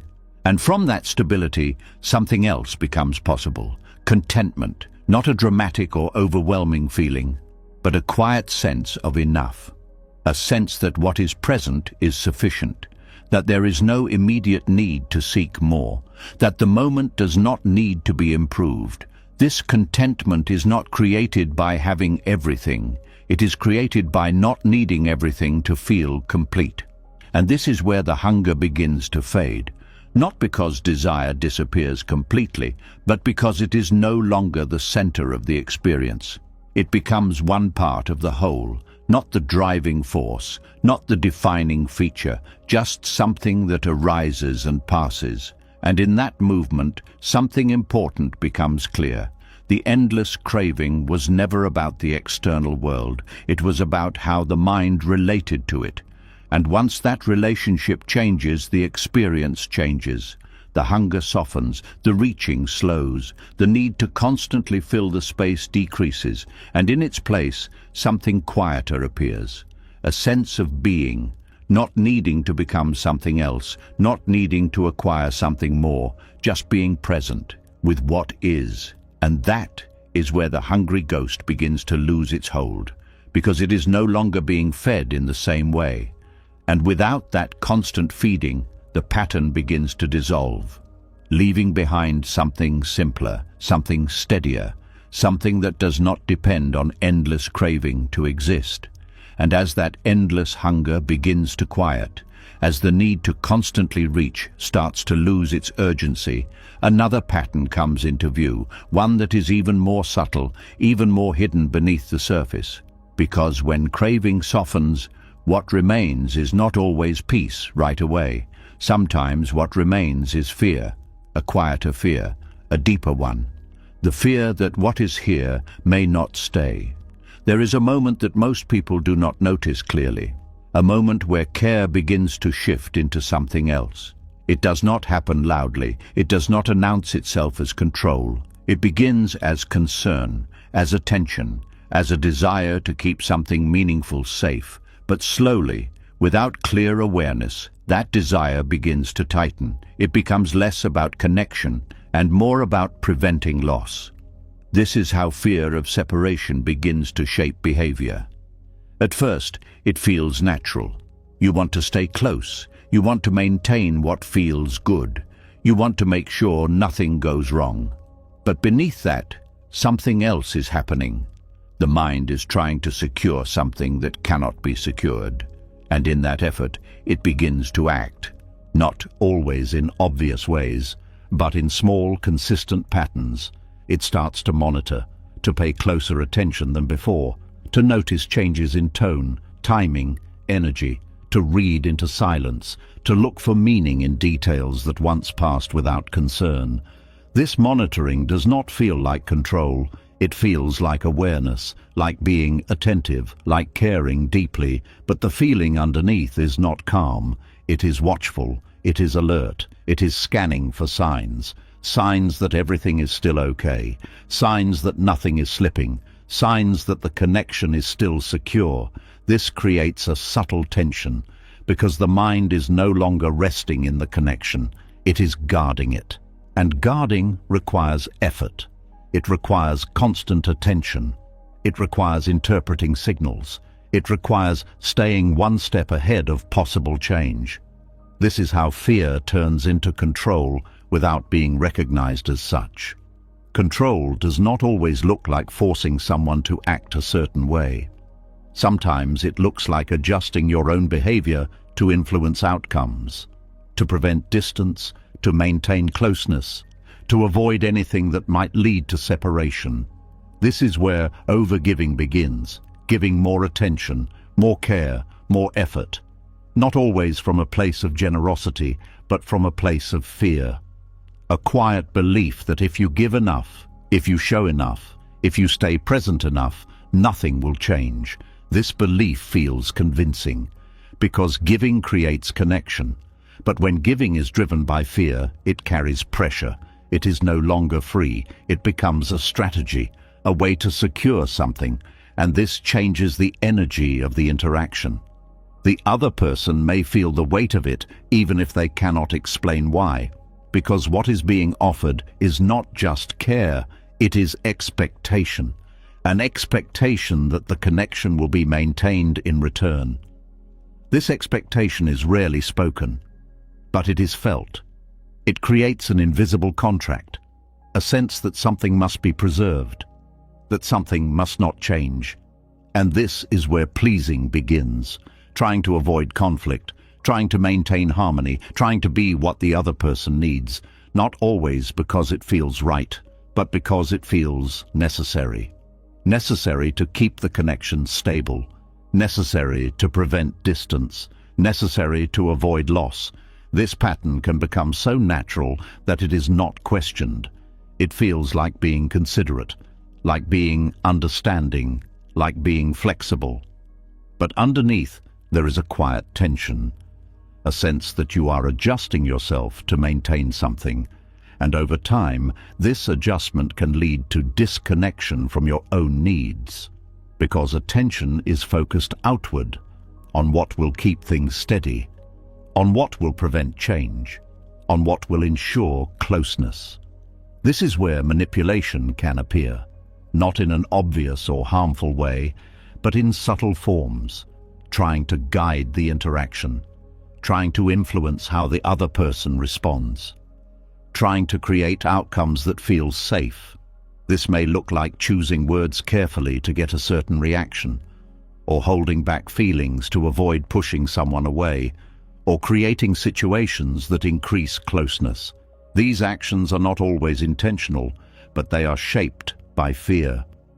Fear that if things are left to unfold naturally, something may change, and that change may lead to separation. This is the core of the pattern. The belief that control can prevent loss, that careful behavior can secure permanence, that enough effort can keep everything the same. But this belief does not match reality, because connection is not something that can be fixed in place. It moves, it changes, it evolves, and no amount of control can stop that movement. What control does is create tension. It makes the connection feel managed, less natural, less free. Because it is no longer allowed to move on its own, it is being guided, shaped, influenced. And over time, this creates imbalance. One person is trying to maintain stability. The other may feel that pressure, even if it is not expressed directly. This can lead to distance, not because the connection is not valued, but because it no longer feels effortless. It feels like something that must be maintained carefully, and this increases the fear, because the very thing that was being avoided begins to appear. Distance, change, uncertainty. This is how the cycle reinforces itself. Fear leads to control. Control creates pressure. Pressure leads to distance. Distance increases fear, and the pattern continues. Breaking this cycle requires something different, not more effort, not better strategies, but awareness. The ability to see when behavior is being driven by fear, to notice the moments where attention becomes control, where care becomes pressure, where giving becomes a way to secure. This awareness does not require immediate change. It begins with recognition, seeing the pattern as it happens, feeling the tension in the body, noticing the thoughts that drive the behavior. And in that recognition, something shifts. The behavior is no longer automatic. It becomes visible. And once something is visible, it can be approached differently. Instead of acting immediately, There is a pause, a moment where the feeling can be felt without reacting, where the urge to control can be observed. This creates space. And in that space, a different response becomes possible, not one driven by fear, but one grounded in presence. This does not mean ignoring the need for connection. It means allowing connection to exist without trying to fix it in place, allowing it to move, to change, to unfold naturally. This requires trust, not in the sense that everything will stay the same, but in the sense that you can remain steady even when it does not. This trust reduces the need for control, because stability is no longer dependent on external conditions. It is developed internally, through understanding, through presence, through the ability to stay with uncertainty without immediately trying to remove it. This changes how connection is experienced. It becomes less about maintaining a certain state and more about being with what is, without forcing it, without shaping it, without trying to guarantee its outcome. This does not remove care, it refines it. It allows care to exist without the weight of expectation, without the pressure to secure permanence, without the need to control the flow of the relationship. And from this place, something becomes clearer. The fear of separation was not about the other person alone. It was about the need for stability, a need that was placed outside. And once that need is brought back inward, the pattern begins to change. Control softens, monitoring decreases, overgiving becomes more balanced, pleasing becomes less necessary, because the connection is no longer being used to maintain internal stability. It is being experienced as part of life, not the foundation of it. And in that shift, something important happens. The connection becomes more real, less shaped by fear, less influenced by control, more aligned with what is actually present. And that is where the fear of separation begins to lose its power. Because you are no longer trying to hold everything together, you are allowing it to be. What you once called love begins to look different now, not weaker, but clearer, not less meaningful, but more honest. Because what felt like attachment was never just about another person. It was about fear. The fear of being left, forgotten, replaced, unseen or alone with a part of yourself you never learned how to face. It was the mind trying to hold on, trying to control, trying to secure something that was never meant to stay the same. You saw how love becomes clinging when it demands reassurance instead of offering freedom. You saw how old wounds quietly disguise themselves as deep connection. You saw how the mind panics, not because someone is leaving, but because identity feels like it is collapsing. You saw how the illusion of mine creates suffering the moment it appears. You saw how loneliness can exist even in the presence of love, because the deeper separation is within. You saw the craving that never ends, the silent pressure of emotional dependence, the pull toward those who cannot stay, and the painful truth that everything changes, no matter how much it matters. You saw how the mind creates fantasy bonds, how it uses people to escape inner emptiness, how jealousy hides grief, how the hungry ghost keeps asking for more, and how fear turns love into control without you noticing. You saw how even being needed can become a form of attachment, and how easily the heart can confuse usefulness with worth. And now something begins to shift. Because the more you see, the less you cling. The more you understand, the less you fear. The more you return to yourself, the less you need others to complete you. This is not about losing love. This is about freeing it. So here is something to sit with tonight. What have you been holding on to? Not because it is right for you, but because you are afraid of what you will feel if you let it go. Write it in the comments as one word. Just one word. No explanation, no story. Let that word be your truth. And if something in this message spoke to you, if you felt even a small shift inside, then subscribe to the channel. Because this is not just content, this is a path back to yourself, and the deeper you walk it, the less you will ever need to hold on again.